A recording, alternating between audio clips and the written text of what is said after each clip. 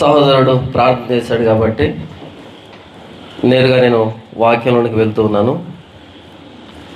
మత్తయి సువార్త 21వ అధ్యాయము 12-13 వచనాలు నేను చదివి వినిపిస్తాను. యేసు దేవాలయంలో ప్రవేశించి క్రయ విక్రయములు చేయి వారిని అందరినీ వెళ్ళగొట్టి రోకలు మార్చు వారి బల్లలను గోవలమ్మ వారి పీఠములను పడద్రోసి నా మందిరము ప్రార్థనా మందిరము అనబడును అని వ్రాయబడి ఉన్నది. అయితే మీరు దానిని దొంగల గుహగా చేసేది వారు అనెను. రాత్రి ఈ సందర్భాన్ని మనం చదువుకున్నాం. ఇందులో నుంచి రాత్రి మనం ఆలోచించిన విషయం ఏంటంటే, మందిరము అన్నదానికి మూలాలేంటి, మందిరం అనే వ్యవస్థ ఎక్కడి నుంచి ప్రారంభమైంది, మందిరం అనే వ్యవస్థ వెనకాల దేవుని ఆలోచన ఏంటి అన్నది రాత్రికాల సమయంలో మనం ఆలోచించాం. ఈరోజు యేసు ప్రభు దేవాలయంలోనికి వెళ్ళి అక్కడ జరుగుతున్నటువంటి అక్రమాన్నంతటినీ ఆయన కోపగించుకొని వారందరినీ తోలివేసి మందిరం గురించి ఆయన చెబుతున్నటువంటి విషయం ఏంటంటే, నా మందిరము ప్రార్థనా మందిరం అనబడును, నా మందిరము ప్రార్థనా మందిరం అనబడును అని యెషయా గ్రంథము 56వ అధ్యాయం 7వ వచనంలో ఉన్నటువంటి ఆ సందర్భాన్ని యేసు ప్రభు అక్కడ ఉటంకిస్తున్నాడు, కోట్ చేస్తున్నాడు. దేవుని మందిరం దేనికోసం అంట? ప్రార్థనకి. ప్రార్థన అంటే ఏంటి? నా మందిరం సమస్త జనులకు ప్రార్థనా మందిరము అని అన్నప్పుడు ఏంటి ఆ ప్రార్థన? దేని గురించి ప్రార్థన చేయాలి? ఈరోజు మందిరానికి వచ్చి, అదే చర్చికి వచ్చి మనకు ఏమి అడగాలంటే అవన్నీ అడుగుతున్నాం. పైగా యేసుప్రభు చెప్పాడు, అడుగుడి మీకు ఇయ్యబడును, తట్టుడి మీకు తీయబడును, వెదకుడి మీకు. యేసుప్రభు చెప్పాడు కదా, కాబట్టి అడుగుతున్నాం. ఇంతకీ ఏం అడగమన్నాడు? ఎవరం ప్రశ్నించుకో. అడగమన్నాడు, మనం అడుగుతాం. నా మందిరం సమస్త జనులకు ప్రార్థనా మందిరం. ఇంతకీ ఏమని ప్రార్థన చేయాలి, వేటి గురించి ప్రార్థన చేయాలి అన్నవి మర్చిపోయాం కదా మనం. సరే, ఇందులో 2 భాగాలు ఉన్నాయి. మొదటి భాగంలో మనం నా మందిరము ప్రార్థనా మందిరం అనబడును అన్నప్పుడు ఇంతకీ ఆ ప్రార్థన దేని గురించి అన్నది మనం ఆలోచిస్తున్నాం. మొట్టమొదట మందిరం కట్టబడింది సొలొమోను చేత. ఆ మందిరం కట్టిన సంపూర్తయినటువంటి ఆ దినాన్న సొలొమోను దేవునికి ప్రార్థన చేశాడు ఆ మందిరం గురించి. 2వ దినవృత్తాంతముల గ్రంథము 6వ అధ్యాయం 18 నుంచి నేను చదివి వినిపిస్తాను. 6వ అధ్యాయం 1వ వచనం నుంచి ఉంటుంది. అయితే నేను నేరుగా విషయానికి వస్తాను. అంటే ఆ ముందు భాగంలో దేవుడు దావీదుతో వాగ్దానం చేయడం, అలా సొలొమోను రాజును చేయడం, సొలొమోను చేత మందిరాన్ని కట్టించుకోవడం, ఇది ఆయన వ్యక్తిగతమైనటువంటి ప్రార్థన ఉంటుంది. మొత్తం యూనివర్సల్గా మనందరికీ ఏది అప్లై అవుతుంది అనే దానికి 18 నుంచి నేను చదువుతున్నాను. ఇంతకీ ఎందుకు చదివిపిస్తున్నాను దీన్ని? నా మందిరము సమస్త జనులకు ప్రార్థనా మందిరం అనబడుతుంది అన్నప్పుడు ఇంతకీ ఆ ప్రార్థన ఏంటి? దేవాలయంలోనికి వచ్చి ఏ ప్రార్థన చేయాలి, ఏమని చేయాలి, దానికోసం మనం లేఖనాలను వెదుగుతున్నాం. మనుషులతో కలిసి దేవుడు భూమి యందు నివాసము చేయునా? ప్రశ్న. మనం నిన్నటి రాత్రి నేను వారిలో నివసించినట్లు నాకు పరిశుద్ధ స్థలాన్ని నిర్మించు అని దేవుడు చెప్పాడు. అంటే మోషే నిర్మించినటువంటి ఆ ప్రత్యక్ష గుడారంలోనికి దేవుడు వచ్చాడా? దేవుడు ఉంటాడా అందులో? ఆ ప్రత్యక్ష గుడారమే దేవుని ఆలయం అయింది, దేవాలయం అయింది. సొలొమోను అంటున్నాడు, మనుషులతో కలిసి దేవుడు భూమి యందు నివాసం చేయునా? ఆయన ప్రశ్న వేస్తున్నాడు. ఉంటాడా? ఆయన సమాధానం చెప్తున్నాడు. చూడండి, ఆకాశమును మహా ఆకాశమును నిన్ను పట్టజాలవే, నేను కట్టిన ఈ మందిరము నిన్ను పట్టునా. ఆయన మందిరాన్ని కట్టించి మహాకాశాలు నిన్ను పట్టజాలవే, నేను కట్టించిన ఈ మందిరం నిన్ను పడుతుందా? మరెందుకు కట్టించాడు ఆయన మందిరాన్ని? 19వ వచనం, దేవా యెహోవా, నీ సేవకుడు నీ సన్నిధిని చేయు ప్రార్థన యందును విన్నపమునందును లక్ష్యముంచి నీ సేవకుడైన నేను చేయు ప్రార్థనను పెట్టు మొరను ఆలకించుము. నీ సేవకులు ఈ స్థలము తట్టు తిరిగి చేయు విన్నపములను వినుటకై నా నామమును అచ్చట ఉంచెదనని నీవు సెలవిచ్చిన స్థలమును ఉన్న ఈ మందిరం మీద నీ కనుదృష్టి రాత్రింబవళ్ళు నిలుచునుగాక. ఆయన చేస్తున్న ప్రార్థన ఏంటంటే, నాయనా ఈ స్థలం మీద నీ కనుదృష్టి రాత్రింబవళ్ళు ఉంచు. ఈ స్థలంలో ఎవరైతే ప్రార్థన చేస్తారో వారి మనవి అంగీకరించు. 21వ వచనంలో, నీ సేవకుడును నీ జనులైన ఇశ్రాయేలును ఈ స్థలము తట్టు తిరిగి చేయవు ప్రార్థనలు నీవు ఆలకించుము. ఆకాశమును ఉన్న నీ నివాస స్థలమందు ఆలకించుము. ఆలకించినప్పుడు క్షమించుము. సొలొమోను నేను కట్టించిన ఈ మందిరంలో దేవుడు ఉంటాడు అని చెప్పటం వల్ల దేవుని కనుదృష్టి రాత్రింబవళ్ళు ఈ స్థలం మీద ఉండాలి. ఈ స్థలంలో చేయబడుతున్న ప్రార్థనల మీద ఆయన కనుదృష్టి ఉండాలి, ఆయన చెవి ఉండాలి, ఆయన దృష్టి ఉండాలి అని చెబుతున్నాడు. చెబుతూ ఆలకించున్నప్పుడు ఏముంది అక్కడ? క్షమించుము అని అంటున్నాడు. మందిరానికి క్షమాపణకి సంబంధం ఉందన్నమాట. ఇక నేను చదువుతూ ఉంటాను. ఎన్నిసార్లు పాపం అనే పదం, క్షమాపణ అనే పదం వచ్చిందో మీరు ఎంచే ప్రయత్నం చేయండి. చివరిలో అడుగుతాను, ఎన్నిసార్లు పాపం అనేటువంటి పదం ప్రయోగించబడిందో, ఎన్నిసార్లు క్షమాపణ అనేటువంటి పదం వచ్చిందో మీరు ఎంచే ప్రయత్నం చేయండి. సొలొమోను అంటున్నాడు, యెహోవా నేను కట్టించిన ఈ మందిరం మీద నీ దృష్టి ఉంచు రాత్రింబవళ్ళు. ఇక్కడికి వచ్చి ఎవరైతే ప్రార్థన చేస్తారో, దీని తట్టు తిరిగి ఎవరైతే ప్రార్థన చేస్తారో వారి విన్నపాలు విని వారిని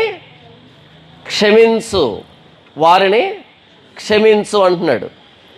అంటే నా మందిరం సమస్త జనులకు ప్రార్థనా మందిరం అన్నప్పుడు ఏం ప్రార్థన చేయాలి? అక్కడ పాపాలు ఒప్పుకుంటూ ప్రార్థన చేయాలి. ఏ ప్రార్థన జరగాలి? పాపాలు ఒప్పుకుంటూ ప్రార్థన జరగాలి. మన అవసరాలు అడగడం కాదా? మరొకసారి, మనకు చర్చ్ అనగానే, పాస్టర్ అనగానే ఏం గుర్తొస్తాయి? మన సమస్యలు, అప్పులు, రోగాలు, ఇబ్బందులు, మన దైనందిన జీవితంలో ఏవైతే కష్టాలుగా ఉంటాయో అవన్నీ గుర్తొస్తాయి. పాస్టర్ కనబడగానే వాటి గురించే ప్రార్థన, చర్చ్ కనబడగానే వాటి గురించే ప్రార్థన, వాటి కోసమే ప్రార్థన చేస్తాం కదా. కానీ సొలొమోను ప్రార్థనలో ఆయనకేం తక్కువ లేదు, ఇశ్రాయేలుకేం తక్కువ లేదు, అంత క్షేమంగా ఉన్నారు. ఆలకించినప్పుడు క్షమించు అని క్షమాపణని తగిలిస్తున్నాడు. అంటే ప్రార్థనలో పాప క్షమాపణ అడగాలి. ఎందుకని పాప క్షమాపణ అడగాలి అంటే, మీరు లేవియకాండం 26వ అధ్యాయం చూస్తే 14వ వచనం నుంచి నేను త్వరగా చదువుతాను.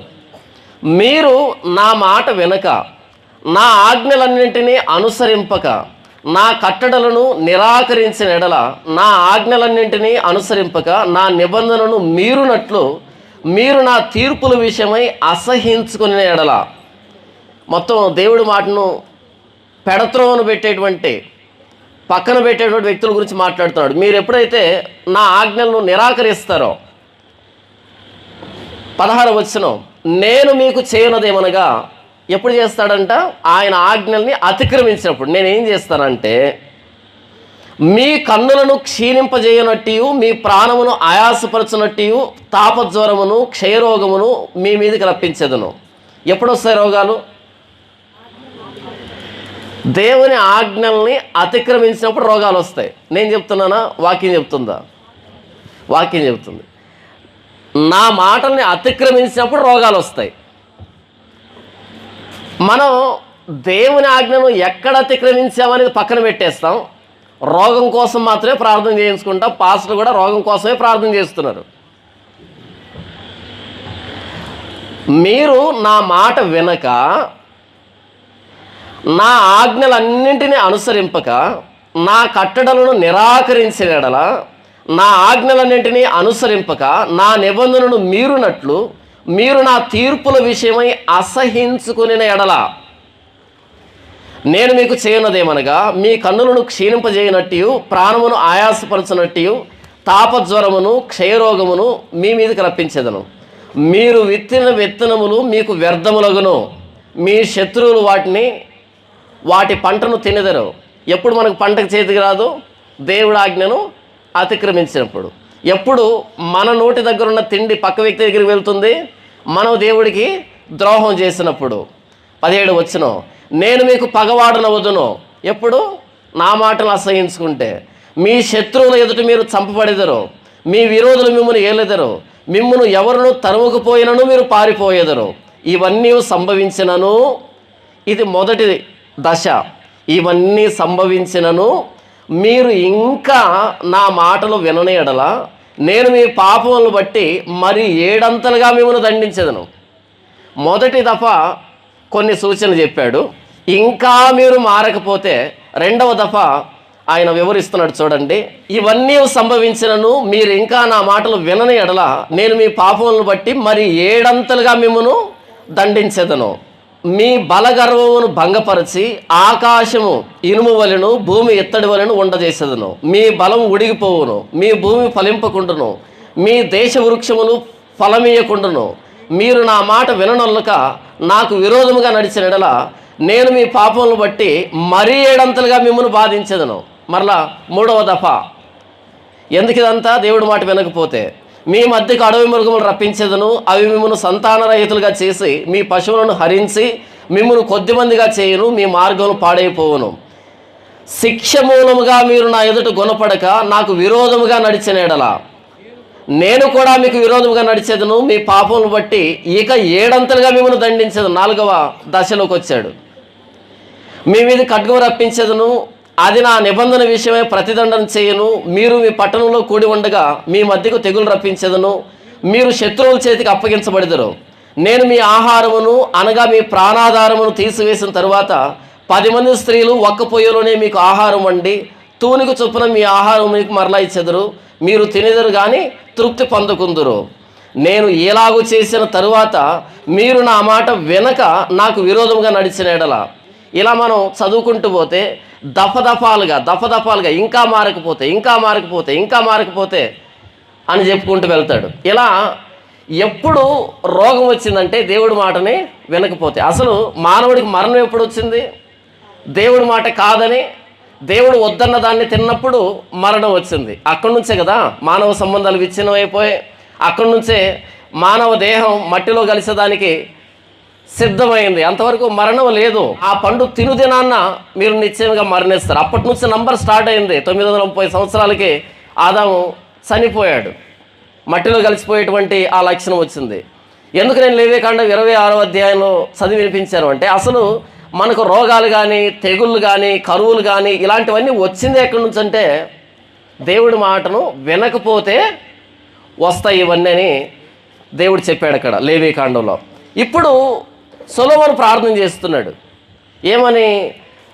ఈ మందిరం మీద నీ కనుదృష్టి ఉంచు. ఎవరైతే ఇక్కడ ప్రార్థన చేస్తారో ఆలకించినప్పుడు వారిని క్షమించు అంటున్నాడు. మొదట పాపాలు ఒప్పుకోవాలి, దానికి క్షమాపణ రావాలి, తర్వాతనే మనకు పరిష్కారం కావాలి. యేసుప్రభు దగ్గరికి మంచం మీద మోసుకొని వచ్చారు ఒక వ్యక్తిని. ఆయన ఎదురుగా స్థలం లేకపోతే ఇంటి కప్పు సందు చేసి కిందికి దింపారు. ఇంతకు సమస్య ఏంటి? పక్షవాయువు. యేసుప్రభు ఏమన్నాడు? కుమారుడా, నీ విశ్వాసం నాకు నచ్చింది కాబట్టి నీ పాపములు క్షమింపబడి ఉన్నవి అని అన్నాడు. వెంటనే వాళ్ళు సనగడం ప్రారంభించారు. పాపాలు క్షమించడానికి ఇతడెవరు? దేవుడు కదా పని చేసేది. అప్పుడు యేసుప్రభు అన్నాడు, ఈ వ్యక్తిని నీ పాపాలు క్షమించాయని చెప్పడం సులభమా, నీ పరుపెత్తుకుని నడిచి వెళ్ళు అని చెప్పడం సులభమా? అని చెప్పి నీ పరుపు ఎత్తుకొని నడిచి వెళ్ళు. వెంటనే అందరి ఎదుట నడిచి వెళ్ళాడు. ఇది జరిగిందంటే మొదటిది కూడా జరిగిందనే కదా అర్థము. అప్పుడు యేసుప్రభువు అన్నాడు, భూమి మీద పాపములు క్షమించుటకు మనిషి కుమారునికి అధికారం కలదని మీరు తెలుసుకునవలనని ఈ మాట చెప్పాను.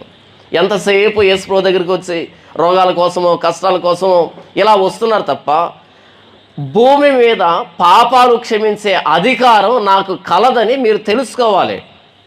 ఎప్పటికీ అర్థం కాలే యేసుప్రభు పాపాలు క్షమిస్తాడు అంటే అది ఎంత పెద్ద పదమో మనకు అర్థం కాలే. ఎంతసేపు భూ సంబంధమైన విషయాలకి వస్తున్నాం, రావద్దని చెప్పట్లేదు, మానవులం కాబట్టి సమస్యలు ఉన్నాయి, కానీ అవి చిన్నవి అని చెబుతున్నాను. చాలా చిన్నవి అవి. మన రోగాలు మన సమస్యలు చాలా చిన్నవి. ఎంత చిన్నవి అంటే మన కన్ను మూయగానే కనబడవిక. ఏ రోగం కనబడదు, ఏ సమస్య కనబడదు. కన్ను మూయగానే కనబడనటువంటి సమస్య అది. కానీ పాపం అన్నది సమాధిని దాటి మనతో పాటు వస్తుంది. అది పాతాలని తీసుకుని వెళ్తుంది. యేసుప్రభు అన్నాడు, పాపాలు క్షమించే అధికారం నాకు కలదని మీరు తెలుసుకోవాలని మాట చెప్పాను. సొలొమోను ప్రార్థన చేస్తున్నాడు, దేవా యెహోవా, ఈ మందిరం ఎదుట ఎవరైనా నిలవబడి ఈ మందిరంలోకి వచ్చి ఎవరైనా ప్రార్థన చేసినప్పుడు, ఈ మందిరం తట్టు తిరిగి ఎవరైనా ప్రార్థన చేస్తే ఆకాశమందు నీవు విని ఆలకించి వారి పాపములు క్షమించు అంటున్నాడు. అంటే ఈ మందిరం దేనికంటే వారు పాపాలు ఒప్పుకోవడానికి ఒక స్థలం. ఈ స్థలం మీద నీ కనుదృష్టి ఉంటుంది రాత్రింబవళ్ళు. ఈ స్థలానికి వచ్చి వారి ప్రార్థనలో పాపాలు ఒప్పుకోవాలి. అందుకని ఈ స్థలం 22వ వచనంలో, ఎవడైనను తన పొరుగువాని ఎడల తప్పు చేసినప్పుడు అతని చేత ప్రమాణం చేయించుటకై అతని మీద ఒట్టు పెట్టబడి ఆ ఒట్టు ఈ మందిరమందుండు నీ బలిపీఠం ఎదుటికి వచ్చినప్పుడు నీవు ఆకాశమందు విని నీ దాసులకు న్యాయం తీర్చి హాని చేసిన వాని తల మీదకి శిక్ష రప్పించి నీతిపరుని నీతి చొప్పున వానికిచ్చి వాని నీతిని నిర్ధారణ చేయము. ఎవరైనా ఒట్టు పెట్టుకున్నప్పుడు ఆ ఒట్టు ఈ మందిరం దగ్గరికి వచ్చినప్పుడు, ఇక్కడ ఒప్పుకున్నప్పుడు ఎవరైతే తప్పు చేశారో వానికి శిక్ష ఇవ్వు, ఎవరైతే నీతిగా ఉన్నారో వారికి ప్రతిఫలం ఇచ్చి నిర్ధారణ చేయి. 2:24 వచనం, నీ జనులైన ఇశ్రాయేలీలు నీ దృష్టి ఎదుట పాపము చేసిన వారై తమ శత్రువుల బలమునకు నిలవలేక పడిపోయినప్పుడు వారు నీ యొద్దకు తిరిగి వచ్చి, పాపం చేశారు, పడిపోయారు, ఇప్పుడు నీ దగ్గరకు తిరిగి వచ్చి నీ నామమును ఒప్పుకొని ఈ మందిరమునందు నీ సన్నిధిని ప్రార్థించి విన్నపములు చేసిన ఎడల. ఏమని ప్రార్థించి విన్నపాలు చేస్తున్నారు? నాయన నువ్వు చెప్పావు, మా ఎదుట ఎవరు నిలవలేరని నువ్వు వాగ్దానం చేశావు, అయితే మేము నిన్ను నమ్మలే, మా అవిశ్వాసం చేత మిమ్మల్ని త్రోసిపుచ్చి వెళ్ళాం, ఓడిపోయాం, మా పాపాలను ఒప్పుకుంటున్నాం అని మరలా మీ సన్నిధికి వస్తే మాకు విజయాన్ని ఇవ్వు అని కాదు మందిరానికి రావాల్సి ఉంది. ప్రభువా ఎందుకు ఓడిపోయామంటే నిన్ను నిరాకరించాం కాబట్టి ఓడిపోయాం, కాబట్టి మా అవిధేయతను క్షమించు అని రావాలి. ఈరోజు నీకు విజయం రావాలంటే ఏం చేయాలి అని సూత్రాలు నేర్పిస్తున్నారు. విజయం కాదు మనకు కావాల్సింది, మనం ఎందుకు ఓడిపోయామో ఒప్పుకోవడం కావాలి. విజయం కాదు మనకు కావాల్సింది. నీకు పరీక్షలు విజయం కావాలంటే అంటే చదవరా వీళ్ళు, మనోళ్ళు టెక్నిక్లు నేర్పిస్తున్నారు. పరీక్షల్లో విజయం కావాలంటే ఎందుకు వస్తుంది విజయం చదవకపోతే? మా ప్రాంతంలో ఒక మహానుభావుడు ఉన్నాడు, ఆయన ప్రార్థనలో గొడవ చేస్తాడు దేవునితో. ఇప్పుడే right now right here God come on అంటుంటాడు ఆయన. నాకు భయం వేస్తుంటుంది, ఏంటి దేవుణ్ణి దబాయిస్తూ ఉన్నారా ఇలాంటి వాళ్ళు? అసలు ఎవరితో మాట్లాడుతాడు? మరలా భార్యల దగ్గర మాట్లాడరు వీళ్ళు, దేవుణ్ణే గద్దిస్తూ ఉంటారు వీళ్ళు. ఆయన 10th class exam going students కోసం స్పెషల్ ప్రేయర్ పెడతాడు. ఎందుకు? 10th క్లాస్ ఎగ్జామ్ పోతున్నారు, అది పెద్ద విశేషమా? సంవత్సరం అంతా బడికి వెళ్ళలే, పెద్ద విశేషమా అది? వాడేమైనా యుద్ధం పోతున్నాడా హమాస్ మీదకి? పెద్ద విశేషం అది. చదువు వచ్చేవాడికి అది పెద్ద విశేషం కాదు, చదువు రానివాడికి ఇదంతా పెద్ద విశేషం. సంవత్సరం అంతా స్కూల్కి పోయి మరలా పబ్లిక్ ఎగ్జామ్ రోజు ప్రత్యేకమైన ప్రార్థన చేస్తున్నావు అంటే చదువు రాని దద్దమ్మవి అని అర్థం. నేను ఎప్పుడు ప్రార్థన చేసుకోలే ఎగ్జామ్ పోయేటప్పుడు.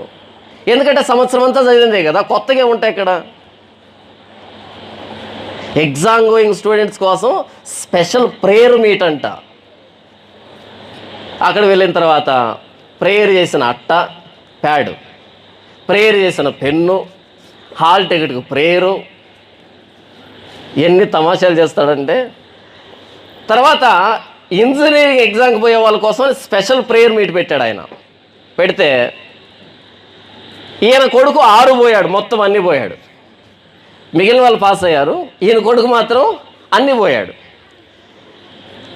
అందులో ఒక అమ్మాయికి 10th ర్యాంక్ వచ్చింది. ఆ టౌన్లో, పెద్ద టౌన్ ఏం కాదు, చిన్న టౌనే, ఆ టౌన్లో 10th ర్యాంక్ వచ్చింది. ఇంకంతే, ఆ లోకల్ ఛానల్స్ ఉంటాయి కదా, ఆ ఛానల్లో అందరికి ఇచ్చాడు. ఆవిడ ఫోటో, హాల్ టికెట్, మా చర్చిలో ప్రేయర్ చేశాం కాబట్టి 10th ర్యాంక్ వచ్చింది, 10th ర్యాంక్ వచ్చిందని ఊదరు కొడుతున్నాడు. నాకు వచ్చిన సందేహం ఏంటంటే, ఇంతకీ ఫస్ట్ ర్యాంక్ ఎవరికి వచ్చింది?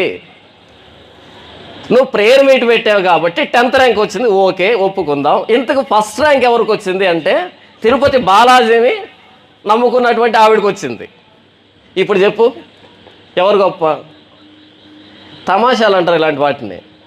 సరే, ఇంతకు నీ కొడుకు అన్నీ ఎందుకు పోయాడని అడిగితే ఆయన చెప్పిన సమాధానం ఏంటంటే, తడుముకోకుండా చెప్పిన సమాధానం. ఎందుకంటే స్టాక్ డైలాగ్స్ ఉంటాయి కొన్ని. ఒకవేళ నా కొడుకు అన్నీ పాస్ అయితే వీడు ఉద్యోగానికి పోతాడని దేవుడు వీడిని సేవకు ఏర్పాటు చేసుకుని అన్నీ పోయేటట్టుగా చేశాడంట. నమ్ముతున్నాం ఇంకా ఇలాంటి గొర్రెచరం వేసిన తోడేలని. మా ప్రాంతంలోని, కడపలోనే జరిగింది ఇది, ఇంకా జరుగుతుంది, నమ్ముతున్నారు. నేనేం చెప్తున్నాను, ఇంతకీ మనకు కావాల్సింది ఎగ్జామ్లో విజయం కాదు. ఎగ్జామ్లో విజయం ఏంటి? ఉద్యోగంలో విజయం ఏంటి? అసలు యుద్ధానికి వెళ్తున్నావు నువ్వేమైనా? సంవత్సరం అంతా చదివి చివరి ఎగ్జామ్లో రాయకపోతే నీకు విజయం ఏంటి నా తెలియక అడుగుతాను. విజయం కావాలని కాదు దేవుని సన్నిధి కావాల్సింది. ఎందుకు ఓడిపోయాము అంటే పాపాన్ని ఒప్పుకుంటూ దేవుని సన్నిధికి రావాలి. 24 వచనం, నీ జనులైన ఇశ్రాయేలీలు నీ దృష్టి ఎదుట పాపము చేసిన వారై తమ శత్రువుల బలమునకు నిలవలేక పడిపోయినప్పుడు, ఎందుకు పడిపోయారు? పాపము చేశారు కాబట్టి పడిపోయారు. వారు నీ యొద్దకు తిరిగి వచ్చి నీ నామమును ఒప్పుకొని ఈ మందిరమునందు నీ సన్నిధిని ప్రార్థించి విన్నపము చేసిన ఎడల ఆకాశమందు నీవు విని నీ జనులైన ఇశ్రాయేలీలు చేసిన పాపమును క్షమించి వారికిని వారి పితరులకును నీవిచ్చిన దేశమునకు వారిని మరలా రప్పించుదువుగాక. ఏమని ప్రార్థన చేస్తున్నాడు? మీరు ఓడిపోయినప్పుడు పాపాన్ని ఒప్పుకుంటూ ఇక్కడికి వచ్చి ప్రార్థన చేస్తే దేవుడు మీ పాపాన్ని క్షమిస్తాడు. అందుకు కట్టించిన మందిరాన్ని, అంతే తప్ప మీకు విజయాన్ని ఇవ్వడానికి కాదు. అర్థమవుతుందా? 26వ వచనం, వారు నీ దృష్టి ఎదుట పాపము చేసినందున. ఎన్నోసారి వస్తుంది పాపం అనే పదం? వారు నీ దృష్టి ఎదుట పాపము చేసినందున ఆకాశం మూయబడి వాన కురియకున్నప్పుడు వారు ఈ స్థలం తట్టు తిరిగి ప్రార్థన చేసి నీ నామమును ఒప్పుకొని నీవు వారిని శ్రమ పెట్టినప్పుడు వారు తమ పాపములు విడిచిపెట్టి తిరిగిన ఎడల వర్షం ఎందుకు రాదంట? వారు పాపం చేశారు కాబట్టి వర్షం రాలే, కాబట్టి నీవు వారిని శ్రమ పెడుతున్నావు. దీన్ని వారు గమనించి ఒప్పుకొని ఇక్కడికి వచ్చి పాపాలను విడిచిపెట్టి తిరిగినప్పుడు ఆకాశమందున నీవు ఆలకించి నీ సేవకులను నీ జనులకు ఇశ్రాయేలు చేసిన పాపమును క్షమించి వారు నడవలసిన మంచి మార్గం వారికి బోధించి నీవు నీ జనులకు స్వాస్థ్యంగా ఇచ్చిన నీ దేశమునకు వాన దయచేయుదుగాక. ముందు కావాల్సింది వర్షమా, క్షమాపణ? ముందు క్షమాపణ. క్షమాపణ వచ్చిన తర్వాత వర్షం వచ్చినా రాకపోయినా పట్టించుకోవాల్సిన అక్కడ ముందు క్షమాపణ. ముందు రోగం కాదు, ముందు క్షమాపణ. ముందు సమస్యకు పరిష్కారం కాదు, ముందు పాపానికి క్షమాపణ. ముందు వర్షం కాదు, ముందు వర్షం ఆగిపోవడానికి కారణమైన పాపానికి క్షమాపణ. మనకు పాపానికి క్షమాపణ వద్దు, మనకు వర్షం కావాలి, మనకు రోగం పోవాలి, మనకు అప్పులు పోవాలి. ఆ ముందు కండిషన్ వదిలిపెట్టేస్తున్నాం మనం.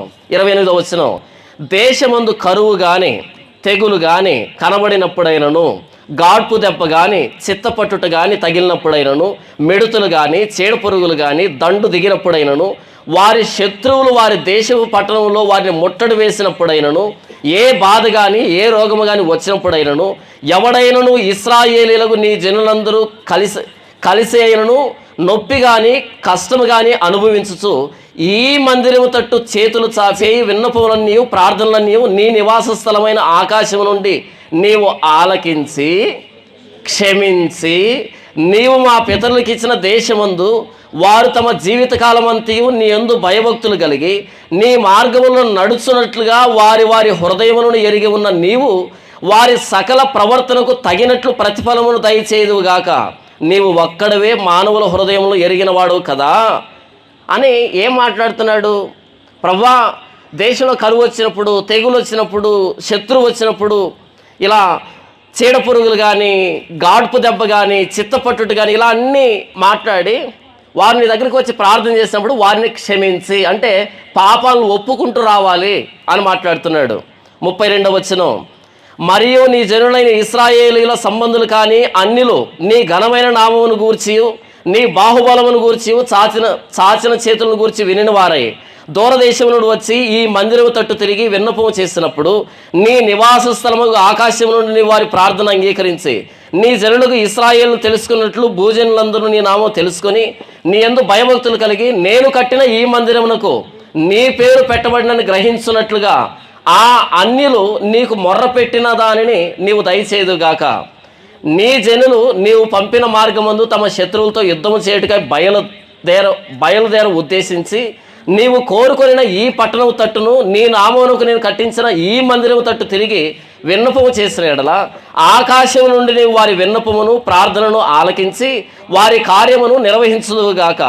పాపము చేయని వాడెవడును లేడు కనుక వారు నీ దృష్టి ఎదుట పాపము చేసినప్పుడు నీవు వారి మీద ఆగ్రహించి శత్రువుల చేతికి వారిని అప్పగింపగా చెరపట్టు వారు వారిని దూరమైనట్టు కానీ సమీపమైనట్టు కానీ తమ దేశములకు పట్టుకొని పోగా వారు చెరకుపోయిన దేశమందు బుద్ధి తెచ్చుకొని మనసు త్రిప్పుకొని మేము పాపము చేసితిమి, దోషులమైతిమి, భక్తిహీనముగా నడిచితమని ఒప్పుకొని తాము చెరలో ఉన్న దేశమందు పూర్ణ హృదయంతోనూ పూర్ణాత్మతోనూ నీ యొద్దకు మల్లుకొని తమ పితరులకు నీవిచ్చిన తమ దేశం మీదకిని నీవు కోరుకున్న ఈ పట్టణం మీదకిని నీ నామ ఘనత కొరకు నేను కట్టించిన ఈ మందిరం మీదకిని మనసు త్రిప్పి విన్నపము చేసిన ఎడల నీ నివాస స్థలమైన ఆకాశం నుండి నీవు వారి విన్నపమును ప్రార్థనను ఆలకించి వారి కార్యము నిర్వహించి నీ దృష్టి ఎదుట పాపము చేసిన నీ జనులను క్షమించుదువుగాక అని ఆయన ప్రార్థన చేస్తూ 7వ అధ్యాయం 1వ వచనంలో సొలొమోను తాను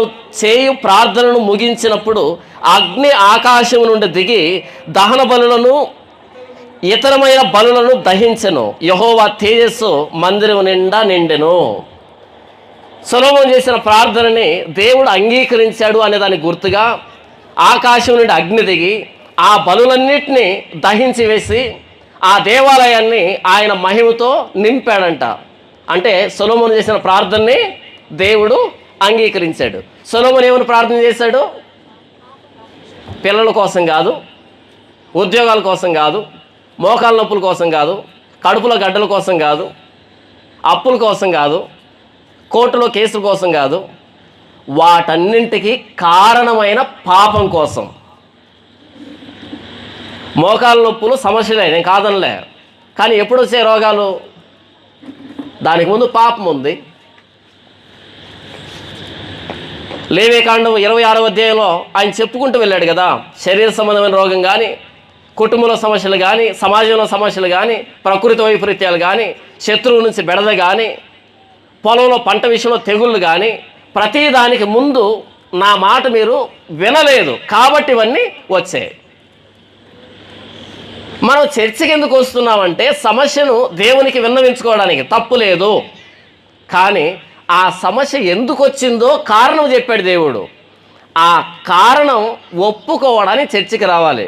తర్వాత ఆ సమస్యను ఉంచాలా తీసివేయాలన్నది దేవునికి వదిలిపెట్టాలి. 7 రోజుల ఉపవాస ప్రార్థనలో దేనికి? కడుపు నిండా భోంచేసి ప్రార్థన చేస్తే వెంట దేవుడు నచ్చదా ఆయనకి భోంచేయడం? ఎందుకు ఉపవాస ప్రార్థన అంటే ఉపవాస ప్రార్థనలో బలం ఉందంట. అంటే మామూలు ప్రార్థనలో బలం లేదా? మీకు అర్థమవుతుంది తమాషా? ఉపవాస ప్రార్థన చాలా బలమైందంట.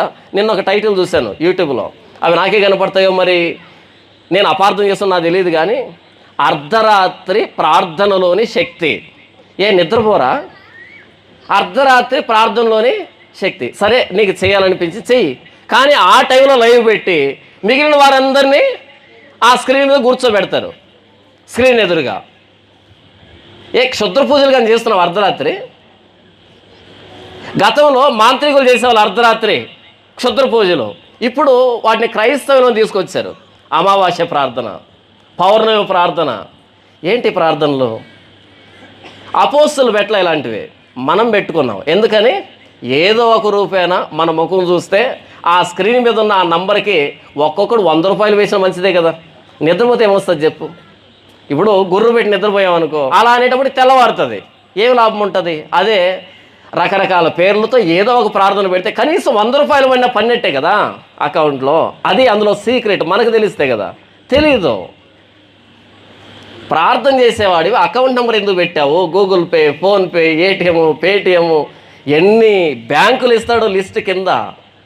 ఎందుకు? నిజంగా ప్రార్థన చేయడానికే కాదు. మరలా వీళ్ళ పేర్లు ప్రార్థన యోధులు, ప్రార్థన వీరులు. మరి ఇంత ప్రార్థన చేస్తున్నావు, నీకు దేవుడు ఇవ్వడా? ఇవ్వడో. వాళ్ళకి దేవుడు ఇస్తే అది వీడి అకౌంట్లోకి రావాలా. ఇదే ప్రార్థనా వీరుడు అంటే. అయినా ప్రార్థనా వీరుడికి డబ్బుతో ఏం పని ఉంటుంది? పిచ్చోళ్ళని చేశారు కదా. పోవాల్సింది సమస్య కాదు, సమస్యకు కారణమైన పాపం పోవాలి, అందుకు ఈ మందిరానికి రావాలి అని ఆయన ప్రార్థన చేస్తే దేవుడు అంగీకరించి, ఎస్ నీ ప్రార్థన నేను అంగీకరించాను అనేదానికి గుర్తుగా ఆకాశం నుంచి అగ్ని వచ్చి ఆ బలుల్ని దహించింది. దేవుని మహిమ ఆ మందిరం నిండా నిండింది. ఇప్పుడు ఆ మందిరం ఎదుటికి ఎవడైనా వచ్చి పాపాన్ని ఒప్పుకోకుండా ప్రార్థన చేశాడు అనుకో, దేవుడు అంగీకరిస్తాడా? వినడు. పాపాన్ని ఒప్పుకుంటూ ఆ మందిరానికి రావాలి. ఆ మందిరానికి కాదు, ప్రతి మందిరానికి పాపాన్ని ఒప్పుకుంటూ రావాలి. ఇది ప్రార్థన. మనకు గుర్తుంది కదా, ప్రార్థన చేయడానికి దేవాలయానికి 2 వెళ్ళారు. ఎవరు వాళ్ళు? ఒకడు పరిసయుడు, 2 సుంకరే. ఇంతకీ పరిసయుడు ఏమైనా ప్రార్థన చేశాడు? ఎక్కడుంది ఆ సందర్భం? లూకాసు వార్త 18వ అధ్యాయం 10వ వచనం. ప్రార్థన చేయుటకై 2 మనుషులు దేవాలయమునకు వెళ్ళిరి. వారిలో ఒకడు పరిసయుడు, ఒకడు సుంకరే. ఎక్కడికి వెళ్ళారంటే 2 దేవాలయానికి వెళ్ళారు. ఎందుకు వెళ్ళారంట? ప్రార్థన చేయడానికి, రైట్? పరిసయుడు నిలవబడి, దేవా నేను చోరులను, అన్యాయస్తులను, వ్యభిచారులనైన ఇతర మనుషుల వలనైనను ఈ సుంకరి వలనైనను ఉండనందుకు నీకు కృతజ్ఞతాస్తులు చెల్లించుతున్నాను. ఇందులో ప్రార్థన లేదు, కృతజ్ఞతలు చెప్తున్నాడు. ఓకే, ఇక ప్రార్థనకు వచ్చాడేమో చూద్దాం. వారమునకు 2 మార్లు ఉపవాసం చేయొచ్చు, నా సంపాదన అంతట్లో 10వ వంతు చెల్లించుతున్నానని తనలో తాను ప్రార్థించుతుండెను. ఇక్కడ ప్రార్థన ఏముంది? ప్రార్థన అంటే అడిగేది కదా. మీకు అర్థమైందా? ప్రార్థన అంటే అడిగేది. వారమునకు 2 మార్లు ఉపవాసం చేయొచ్చు. ఎవరు చెప్పారు వారానికి 2 సార్లు ఉపవాసం అని? ఎవరో చెప్పడం ఏంటి ప్రభా? నేనే పెట్టుకున్నా. పాత నిబంధనలో యోమ్ కిప్పూర్ అనేటువంటి ఆ రోజు సంవత్సరానికి ఒక్కసారి మాత్రమే ఉపవాసం ఉండాలి అని దేవుడు చెబితే, లేవికాండం 16లో మనోడు ఎన్నిసార్లు ఉపవాసం చేస్తున్నాడంట? అచ్చం మనలాగే. టైంపాస్ కాకపోతే ఉపవాస ప్రార్థన బోర్డు తగిలించేసి అంతే. టైంపాస్ కాలే, బోర్ కొడుతుంది, ఒక బోర్డు ఉపవాస ప్రార్థన. ఇన్ని ఉపవాసాలు చేసే మనకి బైబిల్ ఒక ముక్క తెలియదు. చూసారా ఎంత అద్భుతమో? బైబిల్ ఒక ముక్క తెలియదు. ఉపవాస ప్రార్థనలు చేసి చేసి గ్యాస్ ట్రబుల్ వచ్చి మరలా ఆ గ్యాస్ ట్రబుల్ కోసం ప్రార్థనకు మరలా నా దగ్గరికి వస్తారు, పాస్టర్ దగ్గరికి. నేను ఎవరు చేయమన్నాడు? తినొచ్చు కదా, తిని కాసేపు నిద్రపోయి బైబిల్ చదువుకోవచ్చు కదా. అలాలే అంత మూఢభక్తి. వారానికి 2 సార్లు ఉపవాసం చేస్తున్నట్టు ఎవరు చెప్పారు? సొంతంగా పెట్టుకున్నా ప్రభువా. నాకు భక్తి ఎక్కువైంది అని తెలియాలంటే పెంచుకుంటూ వాళ్ళ ఉపవాసాలండి. మొన్న మన బెల్లంపల్లిలో ఉపవాస ప్రార్థనలు జరిగాయి. 50 రోజుల ఉపవాస ప్రార్థనలు. తప్పు లేదు, మంచిది, సంతోషం. నాకు వచ్చిన సందేహం, నా బాధ ఏంటంటే, ఒక గ్రాము దగ్గర ఎవరు కూడా అర్థం కాలేదు కదా. మీరు ఒక రోజంతా ఉపవాసం చేయండి, సాయంత్రానికి తలంతా భారంగా అయిపోతుంది, ఒళ్ళు నీరసం అవుతుంది, చాలా మార్పులు వస్తాయి కదా సాయంత్రానికి. రెండవ రోజు ఉపవాసం ఉండండి, మూడవ రోజు 108కి ఫోన్ చేయాలి ఎవరో ఒకరు దయదలిసి. విచిత్రం ఏంటంటే 50 రోజుల ఉపవాస ప్రార్థన 1 గ్రాము తగ్గలే. వాటే మిరాకిల్ కదా. 50 రోజుల ఉపవాస ప్రార్థన, ఈరోజు కట్టిన చీర రేపు కట్టలే, రేపు కట్టిన చీర ఎల్లుండి కట్టలే, 50 చీరలు మారే. ఎవరు గమనించలే? ఇలాంటివి నాకే కనపడతాయి. 1 గ్రాము తగ్గలే. అంతకుముందు కలవరి టెంపుల్లో 40 రోజుల ఉపవాస ప్రార్థన 1 గ్రాము తగ్గలే, 1 గ్రాము కూడా. నాకు తెలిసి దానియేలు కంటే అద్భుతమైన ఉపవాసం ఇది. దానియేలు దేవుడు ప్రార్థన చేశాడు, కొద్ది రోజులు మమ్మల్ని పరీక్షించండి, శాఖధాన్యాదులు ఇచ్చి మా ముఖాన్ని వారి ముఖాన్ని చూడండి. వారి ముఖం కంటే వీరి ముఖం వెలిగిపోయిందంట. ఏది? శాఖధాన్యం తింటే వెలిగింది, ఉపవాసం ఉంటే కాదు. అంటే దానియేలు కంటే ఎక్స్ట్రా క్వాలిఫికేషన్ ఇది. ఏమి తినరు కానీ గ్రాము దగ్గరు, అసలు మేకప్ చెదరదు. గమనించాలండి అద్భుతాలని మనం. ఈ అద్భుతాలను గమనించాలి మనం. ఉపవాసం అంటే ఉపవాసమే కాదు, 40 రోజులు 40 బ్లేజర్లు వేసాడు, గమనించాలి వాటిని మనం. 40 రోజుల్లో 4 గ్రాముల దగ్గర గమనించాలంటే అద్భుతాన్ని. ఎలా సాధ్యమవుతుంది ఇది? వారానికి 2 సార్లు ఉపవాసం చేస్తున్నాడంట. ఇందులో ప్రార్థన లేదు. వారానికి 2 మార్లు ఉపవాసం చేయొచ్చు. నా సంపాదన అంతట్లో 10వ వంతు చెల్లించుచున్నానని తనలో తాను ప్రార్థన చేస్తున్నాడంట. ఈయన సంపాదనలో 10వ వంతు చెల్లిస్తున్నాడంట. ఇదే కదా గోల చర్చిల్లో. ఇచ్చారా ఈ నెల కానుకలు ఇచ్చారా, ఈ నెల దశమభాగం ఇచ్చారా, మీకు దశమభాగం కార్డులు వచ్చాయా అని అడుగుతున్నారు. దశమభాగానికి కార్డు ఏంటి? సరే దశమభాగానికి కార్డు ఇచ్చారు. కార్డు ఇచ్చిన తర్వాత ఎవరెవరు దశమభాగం తెచ్చారో చేయెత్తి చూపెడతారా? ఈ గొర్రెలన్నీ చేయెత్తుతాయి, అది చూపెడతాయి ఇలా పైకి. అరే కానుక చూపించకూడదు, కానుక రహస్యము, అవునా? అందరూ చేయెత్తుతారు. ఎందుకు చేయెత్తమని చెప్తారు తెలుసా? తీసుకొని రాని వాళ్ళు ఉంటారు కదా, వాళ్ళు సిగ్గుపడాలని, వాళ్ళకు రోషం రావాలని ఇలా చేయెత్తుతారు అంతా. ఇప్పుడు ఈయన కూడా చేయెత్తుతాడు. ఇంతకు నువ్వెవరికి ఇస్తున్నావు? ప్రశ్న రాదు మీకు? వాళ్ళంతా చేయెత్తారు అంటే ఇక్కడ వేయడానికి నీ దగ్గర, నువ్వు చేయెత్తావు, అందులో ఎంత ఉంది, ఎవరికి ఇచ్చావు? మరలా ఆ కానుక పెట్టుకుని వేస్తాడు, మొత్తం అంతా వీడియో తీసుకుంటారు మరలా. వాటే లాజిక్ కదా. నెక్స్ట్ మొన్న ఆయన యూట్యూబ్లో ఒక పోస్ట్ పెట్టాడు. ఈ నెల 7,000 మంది మాత్రమే దశమభాగం ఇచ్చారు అని వాపోతున్నాడు. ఎంతమంది ఇచ్చాడంట? కేవలం 7,000 మంది. 7,000 ఇంటూ 700 వేసుకోండి. 700 ఇచ్చారు ఒక్కొక్కరు అనుకుందాం. 7,000 ఇంటూ 700 ఎంత అవుతుంది? బాధపడుతున్నాడు ఆయన. ఇది దశమభాగం కార్డు మాత్రమే, మామూలు కానుక కాదు.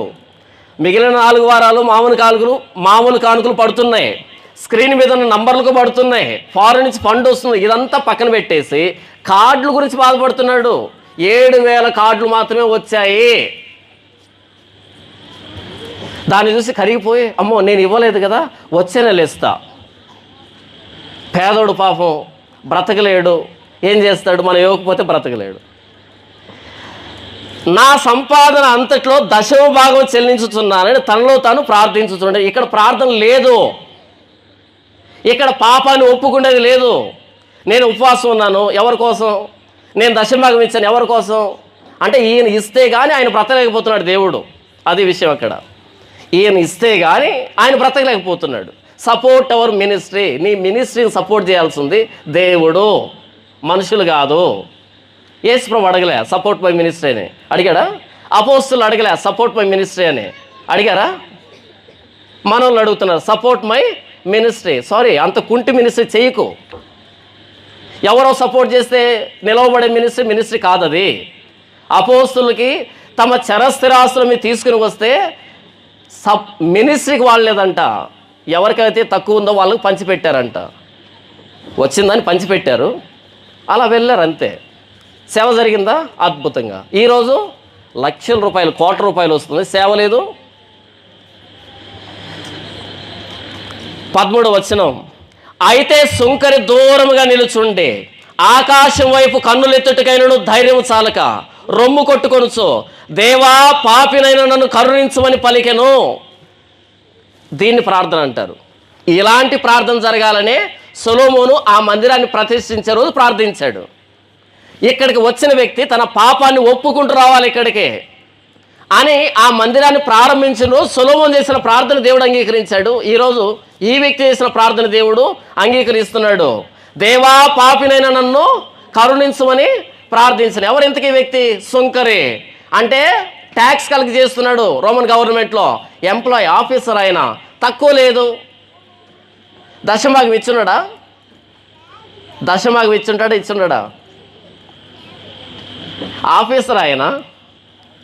కానుకల ప్రస్తావన లేదు, ఆయన చేస్తున్న భక్తి ప్రస్తావన లేదు.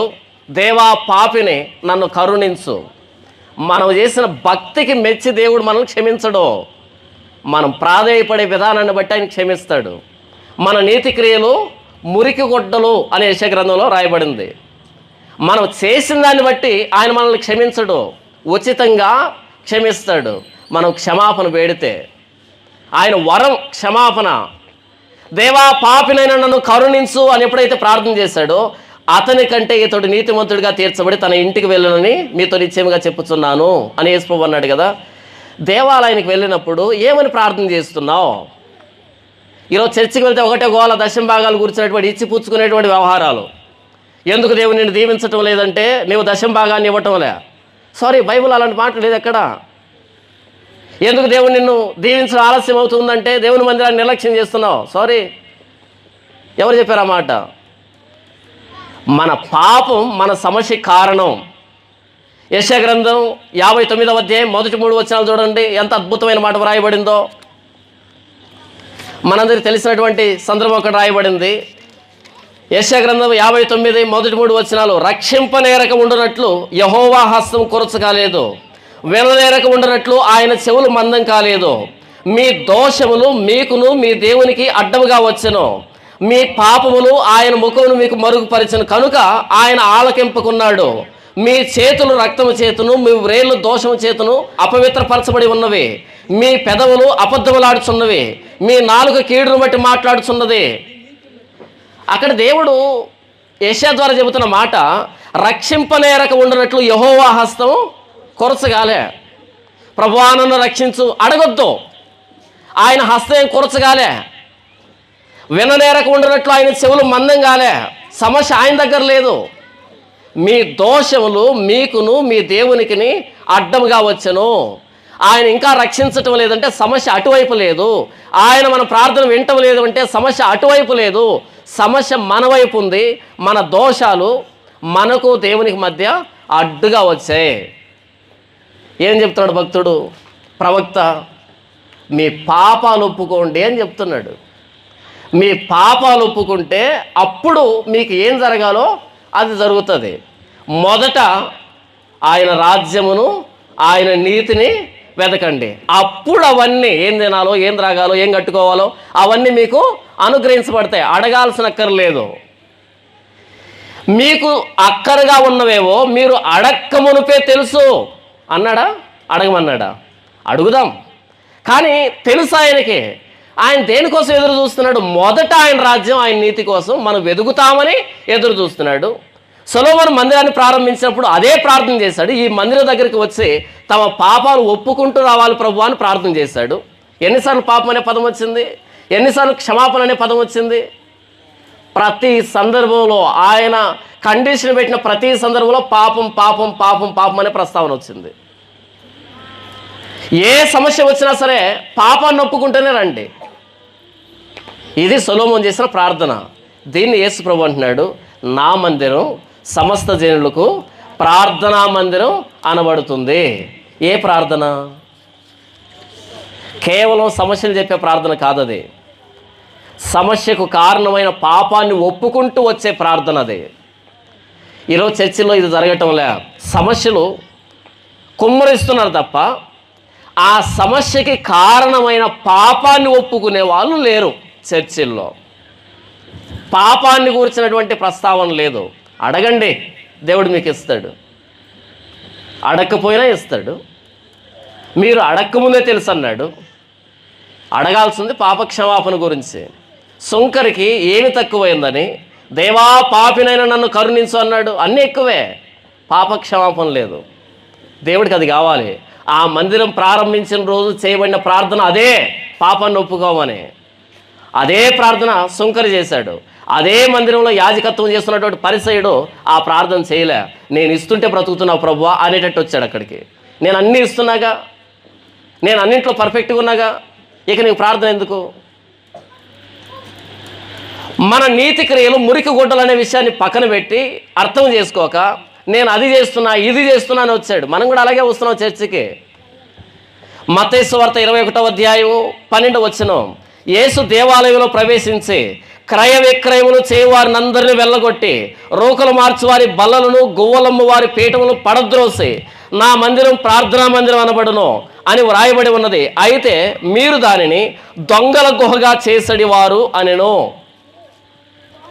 ఆ మందిరం ప్రార్థనా మందిరంగా ఉండడానికి కట్టబడింది. అది దాని చరిత్ర. నేను చదివి వినిపించాను ఇంతవరకు. అదే మందిరం యేసు ప్రభు వచ్చేటప్పటికి ఎలా మారిందంట? సొలొమోను దాన్ని కట్టించింది ప్రార్థనా మందిరంగా ఉండడానికి కట్టించాడు. మీరు దాన్ని ఎలా మార్చారు? దొంగల గుహగా మార్చారు. ఎలా మార్చారు? దొంగల గుహ. ఎప్పుడు చెప్పాడు ఈ మాట? 2000 సంవత్సరాల క్రితం చెప్పాడు. 2000 సంవత్సరాల క్రితం యేసు ప్రభు ఉన్నప్పుడే, యేసు ప్రభు ఎదురుగానే అది దొంగల గుహగా మారితే, యేసు ప్రభు వెళ్ళిపోయినా, అపోస్తులు వెళ్ళిపోయినా ఈ 2000 సంవత్సరాల తర్వాత ఎక్కడైనా ఒక్క చర్చ్ అయినా ఉందా? ఒక్క మందిరమైనా ఉందా? ఉన్న ఆ మందిరమే, అంత చారిత్రక నేపథ్యం కలిగిన ఆ మందిరమే, దేవుని సన్నిధి నింపినటువంటి ఆ మందిరమే దొంగల గుహగా మారిస్తే ఈరోజు మనం కట్టుకున్నాం. మన చేతులతో నిర్మించబడిన మందిరాలు. ఎక్కడైనా ఒక మందిరం ఉందా నిజంగా దేవుని గౌరవించే మందిరం ప్రపంచంలో? దొంగల గుహలుగా ఆ రోజే మార్చారు. ఈరోజు అన్నీ దొంగల గుహలే కట్టుకుంటున్నాం. యోహాను సువార్త 2వ అధ్యాయం 13వ వచనం, యూదుల పస్కా పండుగ సమీపింపగా యేసు యెరూషలేమునకు వెళ్ళి, పస్కా పండుగ వచ్చిందంట. పస్కా పండుగ అంటే ఆ గొర్రెపిల్ల వధించబడడాన్ని బట్టి, ఆ గొర్రెపిల్ల రక్తాన్ని మా ద్వారబంధాల మీద పూసుకున్న దాన్ని బట్టి, ఆ రక్తాన్ని చూసినటువంటి సంహారపు దూత మా ఇంటిని వదిలిపెట్టి వెళ్ళింది. అలా మా ప్రథమ సంతానం రక్షించబడింది. ఆ దినాన్ని మేము ఐగుప్తు దేశం నుంచి విడుదల ఉన్నది, వాగ్దాన దేశానికి ప్రయాణం చేశాం. దేవుడు తన రక్షణని అలా మాకు కనబరిచాడు అనేదాన్ని జ్ఞాపకం చేసుకునేటువంటి రోజు పస్కా పండుగ. అంతేనా? ఆ పస్కా పండుగకి యేసు ప్రభు యెరూషలేముకి వెళ్తేనంట దేవాలయంలో ఎడ్లను, గొర్రెలను, పావురములను అమ్మువారును, రోకలు మార్చువారును కూర్చున్నట్టు చూసి ఎవరు కనిపించారంట? కొన్ని వేల సంవత్సరాల క్రితం దేవుడు మా ప్రథమ సంతానాన్ని కాపాడాడు. ఈ బానిస బ్రతుకు నుంచి విముక్తి ప్రసాదించాడు. మా ప్రార్థన అంగీకరించి మమ్మల్ని కనాను దేశానికి నడిపించాడు అని ఎవరు జ్ఞాపకం చేసుకోవడం లేదంట. ఎందులో బిజీ అయిపోయారంట? దేవాలయంలో ఎడ్లను, గొర్రెలను. ఎక్కడున్నాయంటే ఎడ్లు దేవాలయంలో ఉండాలనా? ఎడ్లు ఎక్కడుండాలి? దేవాలయంలోకి వచ్చే ఎడ్లు ఎందుకు వచ్చాయి? మేమేమీ తప్పుగా అమ్మటం లేదండి, దేవుడి కోసమే అమ్ముతున్నాం. ఎందుకు అమ్ముతున్నారు? దేవుడు బలర్పించాలనా? బలర్పించాలి అంటే క్రొత్తగా వస్తారండి, వాళ్ళకు ఎడ్లు ఎక్కడి నుంచి వస్తాయి? కాబట్టి మేమే అమ్ముతున్నాం. కారణం బాగానే ఉంది, కానీ ఎద్దులు దేవాలయంలోకి వచ్చాయి, వ్యాపారంగా మారింది. దేవాలయంలో ఎడ్లను, గొర్రెలను, పావురములను అమ్మువారును, రోకలు మార్చువారును కూర్చున్నట్టు చూచి, పేరేమో మందిరమే, పేరేమో పండుగే, పేరేమో దేవుడికే, కానీ వ్యాపారం ప్రారంభించాం. ఈరోజు మన చర్చిలో జరుగుతుంది ఇది కాదా? కీ చైన్లు అమ్ముకుంటున్నాం. సిలువ తగిలించి చిన్నది కీ చైన్ అమ్ముకుంటున్నాం. ఒక చిన్న ప్లేట్ మీద నీ రాకపోకలేదు యెహోవా నిన్ను కాపాడును తగిలించి అమ్ముకుంటున్నాం. ఏమంటే తప్పేం కాదు, వాక్యమే, కానీ వ్యాపారంగా అనిపిస్తుంది. అది ఎవరైనా ఒప్పుకుంటారా? కీ చైన్ల వ్యాపారం జరుగుతుంది, తప్ప కాదు. దేవుడు వాక్యం మరలా ఒక్కటి సువార్త వాక్యం ఉండదు అక్కడ. ఏముంటుంది తెలుసా? నిశ్చయముగా ఈ ఇంటి మీదకి దీవెన వస్తుంది. ఒక్కడికి రాదు. నీ రాకపోకలేని యెహోవా నీకు తోడుకుంటాడు. ఏంటి నీ కీ చైన్ మీద రాసుకునేదానికి అది కాదు. యెరూషలేముకి యాత్ర వెళ్తున్నారు చూసారా, సంవత్సరానికి 3 సార్లు. వాళ్ళ గురించి వ్రాయబడిన మాట అది. నీ కీ చైన్ మీద రాసుకోవడానికి కాదు. మాకెందుకు అదంతా? బండి కీస్ అండి అవి, కాబట్టి రాసుకుంటాం. నిశ్చయంగా నేను నిన్ను ఆశీర్వదింతును, నిశ్చయంగా నేను నిన్ను దీవిస్తాను. అన్నీ మనకు లాభకరమైనటువంటి మాటలు తప్ప ఒక్కటి సువార్త వాక్యం ఉండదు. వాక్యమే సమయం, సందర్భం, అది ఎక్కడుంది, ఎవరికి ఏమొద్దు, మాకు బైబిల్లో ఉంది, ఆపాదించుకుంటాం. దేవాలయంలో వ్యాపారం వచ్చింది, కనబడటం లేదా? ఖర్చీపులు అమ్ముకుంటున్నారు, కనబడటంలే? ఇది ప్రార్థన చేసిన ఖర్చీఫ్. దీన్ని కొనుక్కొని దీన్ని మీ ప్రార్థనలో పెట్టుకొని ప్రార్థన చేస్తే దేవుడు మీ ప్రార్థన వింటాడు. అలా ఖర్చీఫులు అమ్ముకుంటున్న వాళ్ళు ఈరోజు క్రైస్తవ్యాన్ని శాసిస్తున్నారు. చిన్న విషయం కదా, ఖర్చీఫులు అమ్ముకోవడం ఏంటి? అసలు ఖర్చీఫ్ ఎక్కడి నుంచి వచ్చింది? ప్రార్థన చాపలు అమ్ముకుంటున్నారు, ప్రార్థన పెన్నులు అమ్ముకుంటున్నారు, ప్రార్థన అట్టలు అమ్ముకుంటున్నారు, ఇంకా ఏమమ్ముకుంటున్నారు? ప్రార్థన నూనె, దాని పేరు యేసు రక్తం అంట. యేసు రక్తం బాటిల్ ఏంటంట? యేసు రక్తం బాటిల్. యేసు రక్తం బాటిల్లో అంత పవర్ ఉంటే వాటిని మనలాంటి వాళ్ళకి అది అమ్మాల్సిందే. WHOకి అప్లికేషన్ పెట్టుకోవాలి. అయ్యా, మీరు అనవసరంగా కోట్ల రూపాయలు పెడుతున్న ఫార్మసీ ఇండస్ట్రీ మీద, మెడికల్ ఫీల్డ్ మీద వద్దు. జస్ట్ మా యేసు రక్తం బాటిల్ పెట్టేసేయండి. సర్వరోగ నివారణని పెట్టకూడదు ఏమ్మా? ఏంటి యేసు రక్తం మనకే పనికి వస్తుందా? మిగతాలు పనికి రాదా? WHOకి పెట్టుకోవాలి. మరి యేసు రక్తం బాటిళ్ళన్నీ కరోనా టైంలో ఎక్కడికి వెళ్ళాయి? పవర్ పోయిందా? అసలు కరోనా టైంలో అందరూ గుళ్ళు మూసేసి, మసీదులు మూసేసి, చర్చిలు మూసేసి, వాళ్ళు గుడులు మూసేశారంటే అర్థం ఉంది, మసీదులు మూసారంటే అర్థం ఉంది. మన చర్చిలు మూయడం దేనికి? ఒకవేళ చర్చి మూసేస్తే, నాలాంటి చర్చి మూసేస్తే ఇబ్బంది ఏమీ లేదు, ఎందుకంటే నేను ఆ యేసు రక్తం బాటిల్ మీద డిపెండ్ అవ్వను. వీళ్ళు యేసు రక్తం బాటిల్తో సామ్రాజ్యాలు కట్టుకున్నారు కదా. అసలు ఎవరిని ఏమంటున్నారంటే, మా చర్చి మూయకూడదు, కరోనా పేషెంట్లు ఎంతమంది ఉంటే అంతమంది వచ్చేసేయండి, మా చర్చికి వచ్చేసేయండి అనాలి కదా. అనలే, ఏడుస్తున్నారు వేదిక ఎక్కి. ఏడవడం ఏంటి? చూసారా ఈ తమాషా మీరు? కరోనా టైంలో సిగ్గు శరం లేకుండా మరలా దాన్ని కూడా తమ్ముళ్ళుగా పెట్టుకున్నారు. ఎంతగా ఏడుస్తున్నాడో మా దైవజనుడు. ఏడవకూడదు. మరలా కరోనా రోగుల కోసమని కొన్ని కోట్ల రూపాయలు పెట్టి బియ్యం పంపిణీ చేశాడంట, సరుకులు ఇచ్చాడంట. సారీ, సరుకులు ఇవ్వద్దు, మెడిసిన్ ఇవ్వు, యేసు రక్తం బాటిల్ ఇవ్వు, వారిని స్వస్థపరచు, వాళ్ళు సంపాదించుకుంటారు. ఇంకొక ఆయన వచ్చి బస్సులు పంపిణీ చేశాడు. ఎందుకు బస్సులు పంపిణీ? స్వస్థత చేయకుండా. వ్యాపారం జరుగుతూ ఉంటే కళ్ళెదురుగా చూస్తున్నాం, అలాంటి వారినే సేవకులు అనుకుంటున్నాం. గుడ్డితనం అంటారు దీన్ని. కళ్ళెదురుగా కనిపిస్తుంది కూడా అర్థం కాదా? నేను చెప్తున్నానా? యేసు చెప్తున్నాడా? ఎందుకు వచ్చే ఎద్దులు దేవాలయంలోనికి? ఆ దేవాలయంలోనికి పాపాలు ఒప్పుకుంటూ ప్రజలు రావాలి. ఎద్దులు వచ్చాయి. ఎందుకు ఎద్దులు వచ్చాయంటే మా కోసం కాదండి, దేవుడి కోసమే. ఎంత ఎద్దు? అది వాస్తవానికి 5,000, ఇది 10,000 అంట. ఎందుకు 10,000?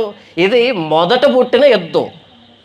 ధర్మశాస్త్రంలో ఏమి రాయబడిందంటే ప్రథమ సంతానాన్ని బలిగా అర్పించాలని రాయబడిందా? మీకు తెలియదు కదా ప్రథమ సంతానం. మేము దగ్గరుండి సెలెక్ట్ చేసి ప్రథమ సంతానం తీసుకొచ్చాం కాబట్టి 2,500 ఎక్స్ట్రా. నంబర్ 2, ఏ కలంకం లేకుండా పరీక్షించాం. ఆ పరీక్షించడానికి ఆ ఎగ్జామినర్స్ ఉన్నారు కదా, వాళ్ళకి మళ్ళీ స్పెషల్ ఫీ ఉంటుంది కదా, ప్లస్ 2,500, మొత్తంగా 10,000 అయింది. మా కోసం చేస్తున్నావా? కాదు. అదే పనిగా ఏది ప్రథమ సంతానం అని కొంతమందిని కాపలా పెట్టాం, వాళ్ళకు జీతం ఇవ్వద్దు. చూసారా ఎంత నిస్వార్థమైన సేవ ఆ రోజు జరిగింది యెరూషలేములో. అవునంటారా కాదంటారా? ఎద్దులు వచ్చాయి దేవాలయంలోనికి, గొర్రెలు వచ్చాయి దేవాలయంలోనికి, పావురాళ్ళు అమ్ముతున్నారు దేవాలయంలో, రోకలు మారుస్తున్నారు. ఫారినర్స్ వస్తే వారి దగ్గర వారి కరెన్సీ తీసుకొని మందిరంలో వేసేటువంటి ఆ షెకిల్ ఉంటుంది కదా, ఆ షెకిల్ వారికి ఇస్తున్నారు, రూకలు మార్చుకుంటున్నారు. ప్రార్థన లేవు మందిరంలో. అసలు ఆ మందిరం ప్రార్థనా మందిరం. యేసుప్రభు లోపలికి వెళ్తే ప్రార్థన చేసేవాళ్ళు లేరు, అక్కడ స్థలం లేదు ప్రార్థన చేసేవాళ్ళు మోకరించడానికి. ఒకవైపు ఎడ్లు, ఒకవైపు గొర్రెలు, ఒకవైపు పావురాలు, ఒకవైపు రోగులు మార్చేవాళ్ళు. స్థలం ఎక్కడ ప్రార్థన చేయడానికి? వెళ్ళండి మీరు, మన టెంపుల్స్ ఉన్నాయి కదా, అటు ఇటు కానటువంటి, ఆ చర్చి కాదు, టెంపుల్ కాదు. పేరేమో ముందు కల్వరే, తర్వాత ఏమో టెంపుల్. అది టెంపులా లేకపోతే కల్వరినా ఏంటది? వెళ్ళండి అక్కడికి. బిర్యానీ సెంటర్లు పెట్టారు, ఏటీఎం సెంటర్లు పెట్టారు, బ్యాంకింగ్ సిస్టమ్ పెట్టారు, హోటల్స్ పెట్టారు, చిన్నపిల్లలకి గిఫ్ట్లు పెట్టారు, పార్కులు పెట్టారు. చర్చినా లేకపోతే పిక్నిక్ స్పాటా అది? చర్చినా లేకపోతే రిసార్టా అది? ఏంటి ఇంతకది?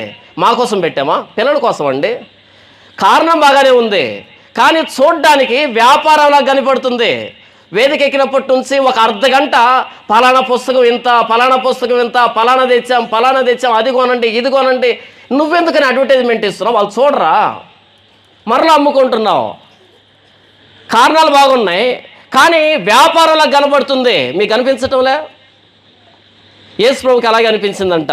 ఆయన దేవాలయంకు వెళ్ళినప్పుడు దేవాలయంలో ప్రార్థన చేసేవాళ్ళు లేరు, మోకరించే స్థలం ఉంటే కదా ప్రార్థన చేయడానికి. ఆ హంగామాలో దేవుడి మీదకి మనసు ఎక్కడ పోతుంది? దేవాలయానికి వెళ్తే ఎద్దులు ఉన్నాయంట, గొర్రెలు ఉన్నాయంట, పావురాలు ఉన్నాయంట, రోకలు మార్చుకునేవారు ఉన్నాయంట. యేసుప్రభు వారిని చూసి 15వ వచనంలో త్రాళ్ళతో కొరడాలు చేసి, కోపం వచ్చింది ఆయనకి. మనకు రాదు కదా, నా మీద వస్తుంది కోపము, అవునా? మీకు కూడా కోపం వస్తుంది, కాకపోతే నా మీద వస్తుంది. అది వచ్చిన సమస్య.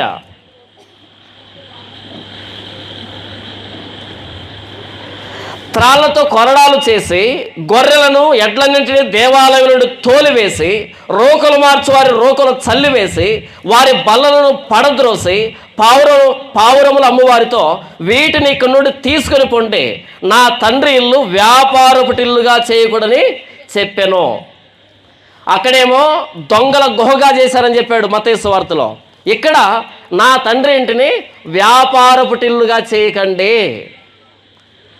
నా తండ్రి ఇంటికి పాపాన్ని ఒప్పుకుంటూ రావాలి ఒక వ్యక్తి. ఎందుకు వస్తున్నాడు? మీరేం చేస్తున్నారు? ప్రధాన యాజకులైన మీరే వ్యాపార కేంద్రాలు ఓపెన్ చేశారు.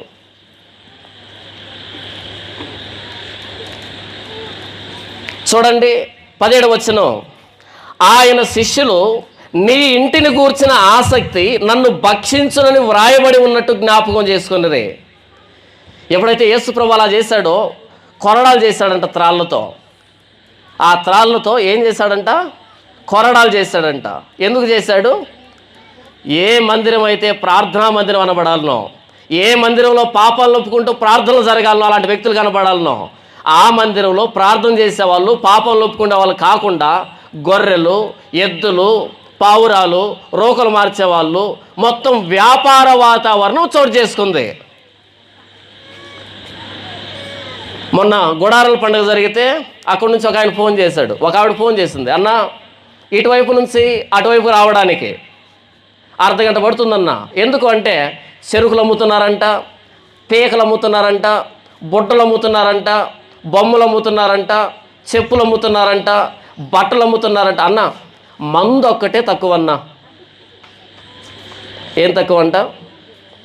మందు ఒక్కటే తక్కువ అన్న, అన్నీ దొరుకుతాయన్న. ఏంటి షాపింగ్ మాల్ ఏమైనా ఓపెన్ చేశారా? కాదన్న, గుడారాల పండుగ అన్న. గుడారాల పండుగకి చెప్పులు ఎందుకు అమ్ముతున్నారు? అక్కడ గుడారాల పండుగకి చెరుకులు ఎందుకు అమ్ముతున్నారు? గుడారాల పండుగకి పేకలు ఎందుకు అమ్ముతున్నారు? మీరు వెళ్ళారా? వెళ్తే ఈసారి చెప్పండి. పీకలు అమ్ముతారు అక్కడ.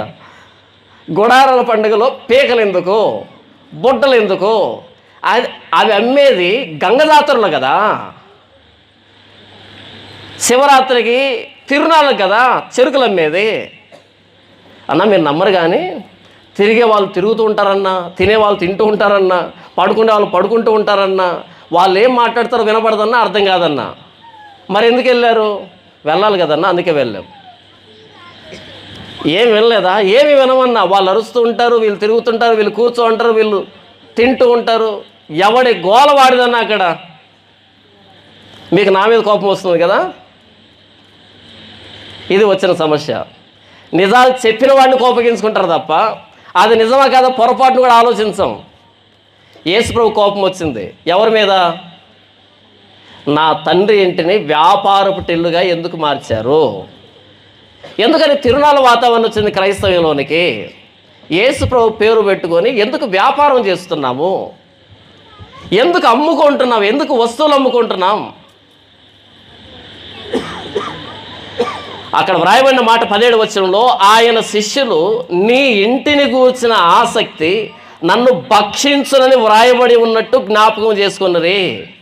ఎప్పుడైతే యేసుప్రభు ఆ జరుగుతున్న విషయాన్ని చూశాడో మండిపోయాడంట. భక్షించడం అంటే తినివేయడం. ఒక వ్యక్తి మీద పెట్రోల్ పోసి నిప్పంటించామనుకో, ఆ మంట ఆ వ్యక్తిని తినివేస్తుంది, అవునా? ఎప్పుడైతే ఆ సందర్భాన్ని చూశాడు యేసుప్రభు, ఆయన ఇంటిని గూర్చిన ఆసక్తి ఆయన్ను తినివేసిందంట. మంట మండిన వ్యక్తి మౌనంగా ఉంటాడా? యేసుప్రభు అలా ప్రవర్తించాడు. కొరడాలు తీసుకొని ఆ బల్లలన్నింటినీ పడద్రోసి, గువ్వలన్నింటినీ తోలివేసి, పావురాల్ని తోలివేసి, ఎద్దులు తోలివేసి, గొర్రెలు తోలివేసి, ఆ బల్లల్ని పడద్రోసి హీ చేజ్డ్ దెమ్ అవుట్ అని ఉంటుంది ఇంగ్లీష్లో. చేజ్డ్ దెమ్ అవుట్ అంటే తరుముకున్నాడంట. మీరు చూడండి యేసుప్రభు గురించినటువంటి ఆ మూవీస్లో ఆయన తరుముకున్నాడు. ఒక చెంప మీద కొడితే రెండో చెంప చూపించు అని చెప్పిన యేసుప్రభు కొరడాలు చేయడం, వాటితో తరుముకోవడం, ఆ బల్లలన్నింటినీ పడద్రోయడం. ఒకసారి ఊహించండి, ఇలాంటి ఊహించం కదా మనం. ఆయన కోప్పడ్డాడు, ఆయన కొరడాలు చేశాడు. దొరుకుంటే కొట్టుండు, దొరకలే. దొరుకుంటే కొట్టుండు, దొరకలే, పారిపోయారు. మొత్తం చల్లివేశాడు. ఆ సందర్భాన్ని మీరు చూస్తే యేసుప్రభు పిచ్చి పట్టిన వాడిగా ప్రవర్తించాడు. ఆ మూవీస్లో చూస్తూ ఉంటే ఏంటి పిచ్చి పట్టిందా? ఇంత పండగ జరుగుతూ ఉంటే, ఇంతమంది సంతోషంగా ఉంటే, ఇంతమంది ఆనందంగా ఉంటే ఈయనకు ఒక్కడికి ఎందుకు కోపం వచ్చింది? ఆయనకొక్కడికే ఆ మందిరం ఎందుకు కట్టబడిందో తెలుసు కాబట్టి. ఇంతమంది ఆనందంగా గడుపుతూ ఉంటే, ఇంతమంది సంతోషంగా ఉంటే, ప్రపంచవ్యాప్తంగా వచ్చి ఈ పండుగలో పాలుపంపులు పొందుతూ ఉంటే ఈ ఒక్కడికే ఎందుకు కోపం వచ్చింది, తప్పు అనిపించిందంటే ఆ ఒక్కడికే తెలుసు కాబట్టి మందిరం అంటే ఏంటో. నా తండ్రి ఇంటిని వ్యాపారపు టిల్లుగా ఎందుకు చేశారు? ఇది నా తండ్రి ఇల్లు, ఇది నా తండ్రి నామాన్న కట్టబడిన ఇల్లు. నేను ఆయన కొడుకునైతే నా కోపం రావడంలో న్యాయం ఉంది. నేను ఆయన కొడుకును కాకపోతే, దుర్బీజునైతే నా కోపం రాదు. యేసుప్రభు నీ కోసం ప్రాణం పెట్టాడా? నమ్మితే ఆయన ప్రాణత్యాగాన్ని అడ్డు పెట్టుకొని జీవనోపాధిగా మార్చుకున్నటువంటి దొంగల మీద నీ కోపం రాదా? యేసుప్రభు నామాన్ని అడ్డు పెట్టుకుని అడుక్కు తినే వాళ్ళు క్రైస్తవంలోకి వచ్చారు. అది వచ్చిన సమస్య. ఇలాంటి వారిని బట్టే క్రైస్తవం దోషం పాలవుతూ ఉంది. నా కోపం రాలేదంటే నేను ఆయన బిడ్డను కాదు అని అర్థం. మీకు నా మీద కోపం వస్తుందంటే మీరు అసలు ఏది కాదని అర్థం. ఇంత స్పష్టంగా తెలుగులో చూపించి మరి చెప్తూ ఉంటే మరలా నన్ను అంటున్నారు నీకెందుకు కోపం వస్తుంది? మరి ఎవరికి వస్తుంది? నువ్వు బైబిల్ను దిండి కింద పెట్టుకున్నావు, నీకు రాదు. నేను చదువుతున్నాను, మరి ఏం చేద్దాం?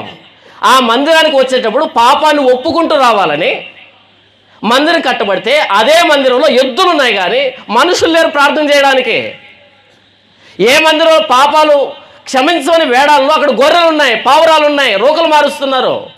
పండగ చేస్తున్నా మంచిదే, కానీ వ్యక్తులు లేరే, ప్రార్థన చేసేవాళ్ళు లేరే. ప్రార్థన లేకుండా పండగ ఏంటి? ఒకవేళ అంతగా దేవుడికి బలర్పించాలంటే వాడే సిద్ధపరచుకుంటాడు ఒక పశువుని, వాడే తెచ్చుకుంటాడు ఒక పశువుని. నీకేంటి అంత మోజు? నీకేంటి అంత ఆసక్తి? దాన్ని కూడా సొమ్ము చేసుకోవడానికి కదా దేవుడు చెప్పాడు. పస్కా పండుగ ప్రారంభం కాకముందే మీరు ఈ దశమి నాడు, ఈ 10వ దినాన్న ఒక నిర్దోషమైనటువంటి గొర్రె పిల్లను సిద్ధపరచుకోండి, మీ దగ్గర పెట్టుకోండి. అక్కడ అమ్ముతారు, కొనండి అని చెప్పాడా? మీరే సిద్ధపరచుకోండి అని చెప్పాడా? అక్కడ అమ్ముతారు, మీరు కొనుక్కోండి అని చెప్పాడా? మీరే సిద్ధపరచుకోండి అని చెప్పాడా? ఆమెకు కూడా తెలీదు. అక్కడ ఆ మెట్లు దగ్గర అమ్మేది ఎవరు అంటే ఆ కాయ కర్పూరము గంగ జాతరలో బయట గుడుల దగ్గర, అది ఆ సంప్రదాయం. అది తీసుకొచ్చి ఇక్కడ పెట్టారు క్రైస్తవంలో. ఏసు రక్తం బాటిల్ అంట, ఏ రోగం వచ్చినా సరే దాన్ని పూసుకుంటే పోతుందంట. కానీ వీడికి ఏదైనా రోగం వస్తే హాస్పిటల్కి వెళ్తాడు, వీడి వారికి ఏదైనా రోగం వస్తే హాస్పిటల్కి వెళ్తారు. ఎక్కువ మాట్లాడితే అందరికీ బైపాస్ సర్జరీలే, ఒక్కడు ఖాళీగా ఉండడం. నా తండ్రి ఇంటిని వ్యాపారపు టిల్లుగా చేశారు. ఏ మందిరంలో పాపాన్ని క్షమించమని వేడాలనో ఆ మందిరంలో గొర్రెలు ఉన్నాయి, ఎద్దులు ఉన్నాయి, పావురాలు ఉన్నాయి, రోకలు మార్చుకునే వాళ్ళు ఉన్నారు, ప్రార్థన చేసే వాళ్ళు లేరు. యేసు ప్రభు వచ్చేటప్పటికి ఇప్పుడు యేసు ప్రభు లేడు, అపోస్తులు లేరు, ఎవడి ఇష్టం వాడిది అయిపోయింది. ఎక్కువ మాట్లాడితే వెళ్ళి ఆ వీధిలో చర్చి ప్రారంభిస్తాడు, ఎవడు అడుగుతాడు? ఇంకో చోట చర్చి ప్రారంభిస్తాడు, ఎవడు అడుగుతాడు? ఎవడి ఇష్టం వాడిదే, ఎవడికి సంబంధించిన ఫాలోవర్స్ వాళ్ళకున్నారు. మరి దీని పరిస్థితి ఏంటి? దీన్ని చింపేద్దామా? ఆయన ఇంటిని గూర్చిన ఆసక్తి నిన్ను నన్ను తినివేయకపోతే మనం ఆయన బిడ్డలము అనేది అనుమానించాల్సిన విషయం. ఎందుకు ఒక్కడికే కోపం వస్తుంది? ఎందుకు అందరి కోపం రావటంలే? చదివితే కదా, బైబిల్ అర్థమైతే కదా. ఆ మందిరం ఎందుకు కట్టబడింది, ఆ మందిరంలో ఎలాంటి ప్రార్థన జరగాలి, ఈరోజు ఎలాంటి ప్రార్థనలు జరుగుతున్నాయి. ఉదయం నేను ఈ కొత్తపట్నం వెళ్తే అక్కడ కొన్ని పనుల మీద తిరుగుతున్నాం. ప్రారంభమైంది, గృహకోడిగా ప్రారంభమైంది. ప్రారంభమై 45 నిమిషాలు అవుతున్నా సరే ఒకే ఒక మాట, కృప కృప కృప, గ్లోరీ గ్లోరీ, ఎస్ ఓ లార్డ్, కృప కృప. 45 నిమిషాలు కృప కృప అన్నాడు ఆ వ్యక్తి. కిందపడి మీదపడి దొర్లి ఆయాసపడి రొప్పుతున్నారు ఆ పైన. కృపా కృప అని 45 నిమిషాలు అరిస్తే దాన్ని ఆరాధన అంటారా? అర్థమైందా? అందరూ లేచి నిలబడి కళ్ళు మూసుకొని చేతులెట్టి కృప కృప కృప కృప, గ్లోరీ గ్లోరీ గ్లోరీ అంటే దాన్ని ఆరాధన అంటారా? దాన్ని కృప అంటారా? ఎవడిష్టం వాడితే మనకెందుకు? నీకు రోషం రాలేదా? ఇలాంటి ఆరాధనలు జరిగా బైబిల్లో? ఆయన ఇంటిలో అక్రమం జరుగుతూ ఉంటే నీకు నాకు కోపం రాకపోతే, ఆయన ఇంటిని కూర్చున్న ఆసక్తి నిన్ను నన్ను భక్షించకపోతే మనం ఆయన బిడ్డలు ఎలా అవుతాము? ఈ కాంపౌండ్లోనికి ఎవరైనా వచ్చి ఇక్కడ ఏదైనా తప్పుడు పని చేస్తే మీ పాస్ గారు ఒప్పుకుంటారా? ఒప్పుకోరా? ఎందుకు ఒప్పుకోరు? ఆయన కట్టించాడు కాబట్టి. అంటే ఈ ప్రహరీ గోడ ఉన్న ఈ కాంపౌండ్ అన్నదా ఇంక బయట లేదా? అంతేనా దాని ఉద్దేశం? ఈ ప్రహరీ గోడ లోపల వచ్చి ఏదైనా చేస్తే పాన్పరాకు వేసుకొని ఉమ్మాడు అనుకో, ఒప్పుకుంటాడు ఆయన? ఒప్పుకోడు. ఖచ్చితంగా పోలీస్ స్టేషన్ కంప్లైంట్ ఇస్తాడు. అవునా? చెబుతాడు, వినకపోతే కంప్లైంట్ ఇస్తాడు. ఇదేనా ఆయన చర్చి? ఇదేనా? ఇది పట్టుకున్న వాళ్ళంతా చర్చినే, ఈ బైబిల్ పట్టుకున్న వాళ్ళంతా చర్చినే. యేసు ప్రభు రక్తంలో కడగబడ్డామని చెప్పుకొని ఈ గ్రంథాన్ని చేతబట్టిన వాళ్ళంతా నా చర్చి సభ్యులే అన్నప్పుడు వస్తుంది కోపం. అది కువైట్లో జరిగినా స్పందిస్తాం, అమెరికాలో జరిగినా స్పందిస్తాం, ఎక్కడ జరిగినా సరే స్పందిస్తాం. ఎందుకంటే ఇది నా తండ్రి ఇల్లు. సొలొమోను ప్రాణం పెడితే మందిరం రాలే. యేసు ప్రభు ప్రాణం పెడితే ఈరోజు చర్చి ప్రారంభమైంది. యేసు ప్రభు శిలువ మీద ప్రాణం పెడితే ఆ రక్తంలో కడగబడిన వాళ్ళనే సంఘమని పిలిచాం. ఆయన శిలువను ఒప్పుకున్న వాళ్ళనే సంఘమని పిలిచాం. మరి ఆయన రక్తాన్ని వారి స్వార్థం కోసం వాడుకుంటూ ఉంటే నీకు నాకు కోపం రావట్లేదు ఎందుకు? ఆ రోజు యేసు ప్రభు యెరూషలేం మందిరంలోకి వెళ్ళినప్పుడు ఎద్దులను చూశాడు, గొర్రెలను చూశాడు, అక్కడ జరుగుతూ అన్నీ చూశాడు, కొరడాలు చేసి తరుముకోవడం ప్రారంభించాడు. అప్పుడు మొదటి బీజం పడింది, ఈయన చంపాలి అని. అప్పుడు పడింది బీజం. ఇక వీడిని సహిస్తే కుదరదు, ఇక వీడిని ఇలా ఊరకుంటే కుదరదు, మన మీదకే కొరడాలు చేసే స్థాయికి వచ్చాడు. ఇక కుదరదు. పండుగనంతటిని గందరగోళం చేశాడు. మొత్తం వ్యాపారం లాస్. ఆ రోజు ఆ పస్కా పండుగ రోజు ఎంత ఆదాయం వస్తుంది తెలుసా? ఈ ఒక్కడు తిరుగుబాటు చేయడం ద్వారా వ్యాపారం లాస్ అయింది. అప్పుడు వచ్చింది కోపం. ఆయన చంపాలని ఆ రోజు బీజం పడింది, ఈయన్ను చంపాల్సిందే. ఎందుకని? వ్యాపారానికి గండి పడుతుంది, ఇలాగే వదిలిపెడితే కుదరదు. అంతమంది పండుగలో మునిగి తేలుతూ ఉంటే ఒక్క యేసు ప్రభుకే ఎందుకు అంత కోపం వచ్చింది? కారణం, ఇది నా తండ్రి ఇల్లు, ఇది నా తండ్రి ఇల్లు, నా తండ్రి ఇంటిని దొంగల గుహగా, దొంగలు చుట్టుపక్కల ఊర్లలోనికి వెళ్ళి మొత్తం దొంగతనం చేసి అందరూ గుహలోనికి వెళ్తారంట, వాళ్ళ స్థావరంలోనికి వెళ్ళి పంచుకోవడం ప్రారంభిస్తారు, నీకు వాటా, నీకు వాటా, నీకు వాటా అని. అది గుర్తొచ్చింది యేసుప్రభుకి, అది కనపడుతుంది యేసుప్రభుకి. కానీ వాళ్ళెవరు? పరిసయ్యులు, ధర్మశాస్త్రోపదేశకులు, అందరి చేత వందనాలు పెట్టించుకుంటున్నారు. కానీ యేసుప్రభుకి ఎలా కనపడుతున్నారు? గుహలో చీకట్లో నీకిది నీకిదని పంచుకుంటున్నటువంటి దొంగలు గుర్తొస్తున్నారు, అలా కనపడుతున్నారు యేసుప్రభుకి. మిగిలిన వారికి, అమ్మో మన యూదా మతాన్ని పరిపాలించేటువంటి సన్హెద్రిను సభా వీళ్ళు అని అందరికీ అనిపిస్తున్నారు. యేసుప్రభుకి వాళ్ళు దొంగల్లాగా కనబడుతున్నారు. మామూలు నేత్రాలతో చూస్తే అలాగే కనపడతారు గొప్పవారిగా, బైబిల్లో నుంచి చూస్తే వారు ఎంత దొంగలో అర్థమవుతుంది. బైబిల్ ఎంతకాలమైంది మనం చదివి? నీ ఇంటిని గూర్చిన ఆసక్తి నన్ను భక్షించుచున్నది అనే మాట శిష్యులు జ్ఞాపకం చేస్తున్నారు. నీకు నాకు ఆయన ఇంటి మీద ఆసక్తి ఉందా? ఆయన ఆసక్తి, ఆయన ఇంటిని గూర్చిన ఆసక్తి మనల్ని భక్షిస్తూ ఉందా?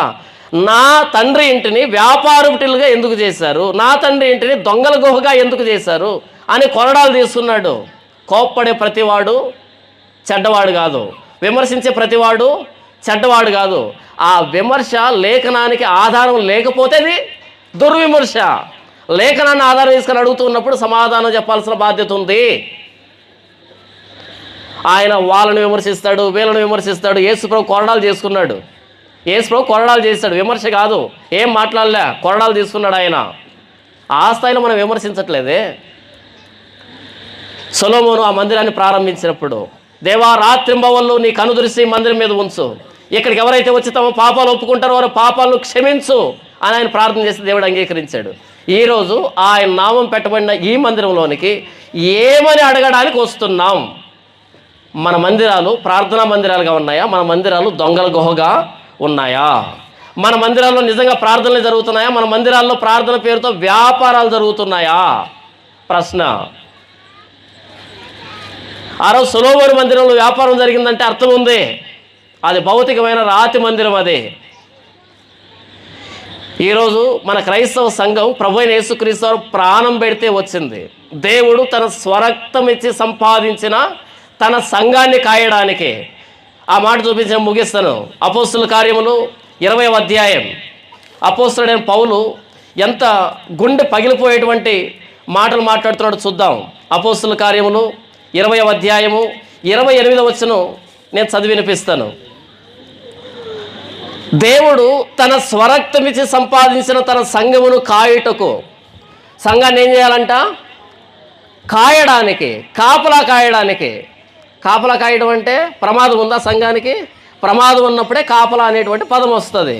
దేవుడు తన స్వరక్తమిచ్చి సంపాదించిన తన సంఘాన్ని కాయడానికి పరిశుద్ధాత్మ మిమ్మును దేని యందు అధ్యక్షులుగా ఉంచెనో ఆ యావత్తు మందును గూర్చి మీ మట్టుకు మిమ్మును గూర్చి జాగ్రత్తగా ఉండుడి.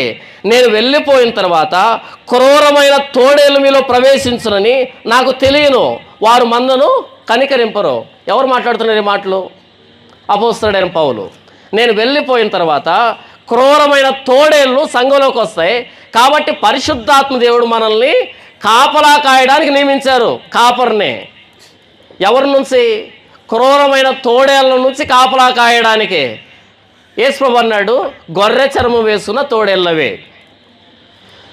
పైన చర్మం ఉంది, గొర్రె చర్మం ఉంది, చూడ్డానికి అంత గొర్రె, చూడ్డానికి అంత పాస్వే, కానీ లోపల ఎవరు? క్రూరమైన తోడేలు, గొర్రె చర్మం వేసుకున్న తోడేళ్ళు వస్తాయి. ఆ గొర్రె చర్మం వేసుకున్న తోడేళ్ళని గుర్తుపట్టడానికి, సంఘాన్ని ఆ తోడేళ్ళ నుంచి కాపాడడానికి పరిశుద్ధాత్మ దేవుడు మిమ్మల్ని నియమించాడు కాపరులుగా. చాలా స్పష్టంగా ఉంది. పరిశుద్ధాత్మ దేవుడు ఏ కాపరికైతే తోడు ఉంటాడో, ఏ కాపరైతే పరిశుద్ధాత్మ దేవుని సహాయంతో నడుస్తూ ఉంటాడో, ఆ వ్యక్తి 24/7 ఏం పని చేస్తూ ఉంటా అంటే ఎవరు నిజంగా గొర్రె, ఎవరు గొర్రె చర్మం వేసిన తోడేలు అనే దాని మీద జాగ్రత్త వహిస్తాడు. అవునా? ఈరోజు మనం ఏమంటున్నావు తెలుసా? అయినా నీకెందుకు, వాళ్ళు ఎట్టపోతే నీకెందుకు, వాడు తప్పు వీడు తప్పు, వాడు తప్పు వీడు తప్పు, ఇంకేం పని లేదా, ఇదే పని అని చెప్పాడు పౌలు. అర్థమైందా? వాడు తప్పు వీడు తప్పు, ఇంకేం పని లేదా, ఇదే పని మీద ఉండమని చెప్పాడు. దేవుడు తన స్వరక్తమిచ్చి సంపాదించిన తన సంఘాన్ని కాయడానికి పరిశుద్ధాత్మ మిమ్మును దేని యందు అధ్యక్షులుగా ఉంచెను, ఆ యావత్తు మందును గురించి మీ మట్టుకు మిమ్మును గురించి జాగ్రత్తగా ఉండుడి. నేను వెళ్ళిపోయిన తర్వాత క్రూరమైన తోడేళ్ళు మీలో ప్రవేశించడం నాకు తెలియను. క్రూరమైన తోడేళ్ళు వస్తాయి, అబద్ధ ప్రవక్తలు వస్తారు, నేనే క్రీస్తులని చెప్పుకునే వాళ్ళు వస్తారు, గొర్రెచర్మేశ్వరు తోడేళ్ళు వస్తారు, మందును కనికరించరు. యేసు చెప్పిన మాటలు ఇవన్నీ. ఈరోజు మనం ఏమంటున్నాం, వాళ్ళతో మనకెందుకు వీళ్ళతో మనకెందుకు, ఇంకెవరితో పని ఉంది నీకు, ఇంకెవరితో పని ఉంది? పక్కింటి వాడి నీళ్లు మన ఇంటి మీదగా పోతే ఒప్పుకోవే పోలీస్ స్టేషన్లో కంప్లైంట్ ఇచ్చేదాకా. మరి తప్పుడు సిద్ధాంతాలన్నీ సంఘంలోకి వస్తూ ఉంటే మనకెందుకు? ఇది నా తండ్రి ఇల్లు అన్నవాడికే కోపం వస్తుంది, ఆయన నా తండ్రి అని ఫీల్ అయినవాడికే కోపం వస్తుంది, ఆయన నా కోసం ప్రాణం పెట్టాడు అన్నవాడికే కోపం వస్తుంది. పక్కింటో నీళ్ళు నీ ఇంటి మీదుగా వస్తే అస్సలు మనసు నీకు ప్రశాంతత లేదు. కానీ తప్పుడు సిద్ధాంతాలు అన్నీ లోపలికి వస్తున్నాయి క్రైస్తవంలోనికి, మనకేమి చీమకుట్టినట్టు కూడా లేదు. ఎంత మంచి క్రైస్తవం కదా. యేసు ప్రభు భక్షించబడింది, ఆయన శరీరం కాల్చబడింది, ఆయన ఇంటిని కూర్చున్న ఆసక్తి భక్షించింది ఆయన్ని. త్రాళ్లతో కొరడాలు చేసి తరుముకున్నాడు. నా తండ్రి ఇంటిని దొంగల గుహ ఎందుకు చేశారు, నా తండ్రి ఇంటిని వ్యాపారపుటిలుగా ఎందుకు చేశారు? ఈరోజు మనం కట్టుకున్న చర్చిలు నిజంగానే దేవుని ప్రార్థన ఆలయాలుగా ఉన్నాయా, లేకపోతే దొంగల గుహలుగా ఉన్నాయా? మనం కట్టుకున్న ఆలయాల్లో నిజంగా ప్రార్థనలు జరుగుతున్నాయా, లేకపోతే ప్రార్థనల పేరుతో వ్యాపారాలు జరుగుతున్నాయా? ఇది ప్రశ్న. నిజంగా మనం మన మందను కాపాడుతున్నామా, లేకపోతే మందను ఆధారం చేసుకొని మందను పాలు తాగుతున్నామా, సమృద్ధిగా తాగడానికి మందను మేపుకుంటున్నామా? పౌలు అన్నాడు, పరిశుద్ధాత్మదేవుడు మిమ్మల్ని అధ్యక్షులుగా ఉంచింది దేనికి అంటే తన సంఘాన్ని, తన మందను కాయడానికి. గొర్రెచర్మం వేస్తున్న తోడేళ్ళ నుంచి ఏ కాపరి తన మందను కాపాడుకుంటున్నాడు. క్రైస్తవులోనికి ప్రతిరోజు ఎన్ని సిద్ధాంతాలు పుట్టుకొస్తున్నాయి తెలుసా? ఒక్కోసారి బాధ అనిపిస్తుంది, ఏడుపు వస్తుంది, ఏం చేయాలో అర్థం కాదు. బైబిల్లో స్పష్టంగా రాయబడింది, యేసుప్రభు దేవాలయంలోకి వెళ్ళినప్పుడు గొర్రెలు కనిపించాయి, ఎద్దులు కనిపించాయి, పావురాలు కనిపించాయి, రోకలు మార్చేవాళ్ళు కనిపించారు, ఒక్కడు కూడా ప్రార్థన చేసేవాడు కనపడలే. ఆ మందిరం కట్టబడింది వ్యాపారం చేయడానికి కాదు, ఆ మందిరం కట్టబడింది ప్రార్థన చేయడానికి. ఒకప్పుడు ఏ ఉద్దేశంతో కట్టబడిందో మందిరం, ఈరోజు ఆ ఉద్దేశం గల్లంతా అయిపోయింది. యేసుప్రభు కోపం వచ్చింది. అపోస్తులు ఏ రోజు దశంభాగం గురించి మాట్లాడలే, ఈరోజు మనం మాట్లాడుకుంటున్నాం. అపోస్తులు ఏ రోజు ఉపవాస ప్రార్థన ప్రతిష్ఠించి 50 రోజులు ఉపవాస ప్రార్థన, 60 రోజులు ఉపవాస ప్రార్థన, ఇలాంటి తమాషాలు చేయలే. మనం సహిస్తున్నాం. ఈరోజు వచ్చిన వాడికి వచ్చినట్టు స్వస్థత జరిగింది, వారి నీడబడితే స్వస్థత జరిగింది. ఈరోజు స్వస్థత మహాసభని పెద్ద బోర్డు పెట్టుకున్నాం, ఒక్కడికి స్వస్థత లేదు, మరలా పోతున్నాం. ఎవరికైనా కళ్ళు వచ్చాయా, ఎవడైనా చనిపోయినవాడు బ్రతికాడా? ఒక్క దాఖలా లేదు అపోస్తుల తర్వాత. కానీ స్వస్థత మహాసభను చూసి సహిస్తూ ఉన్నాం, స్వస్థత శాలల్ని చూసి సహిస్తూ ఉన్నాం, కొబ్బరి నూనె డబ్బాలు చూసి సహిస్తూ ఉన్నాం. బహిరంగ సభల్లో కానుకలు పడుతున్నారు. ఇంతకు మించిన సిగ్గుచేటు ఏమైనా ఉందా? బహిరంగ సభల్లో కానుకలు పడుతున్నారు. అపోస్తులు ఏ రోజు కానుకలు పట్టలే. బహిరంగ సభల్లో అడుక్కు తింటున్నారు, స్పాన్సర్ చేయమని. వాక్యం చెప్పావు, స్పాన్సర్ చేయండి. ఎందుకు అడుగుతున్నావు? అసలు అడగడం ఏంటి? అపోస్తులు అడగలేదే, ఆ హుందాతనం లేదా? ఒకప్పుడు క్రైస్తవ సంఘం ఎలా ప్రారంభించబడిందో ఆ ఉద్దేశం ఈరోజు లేదు.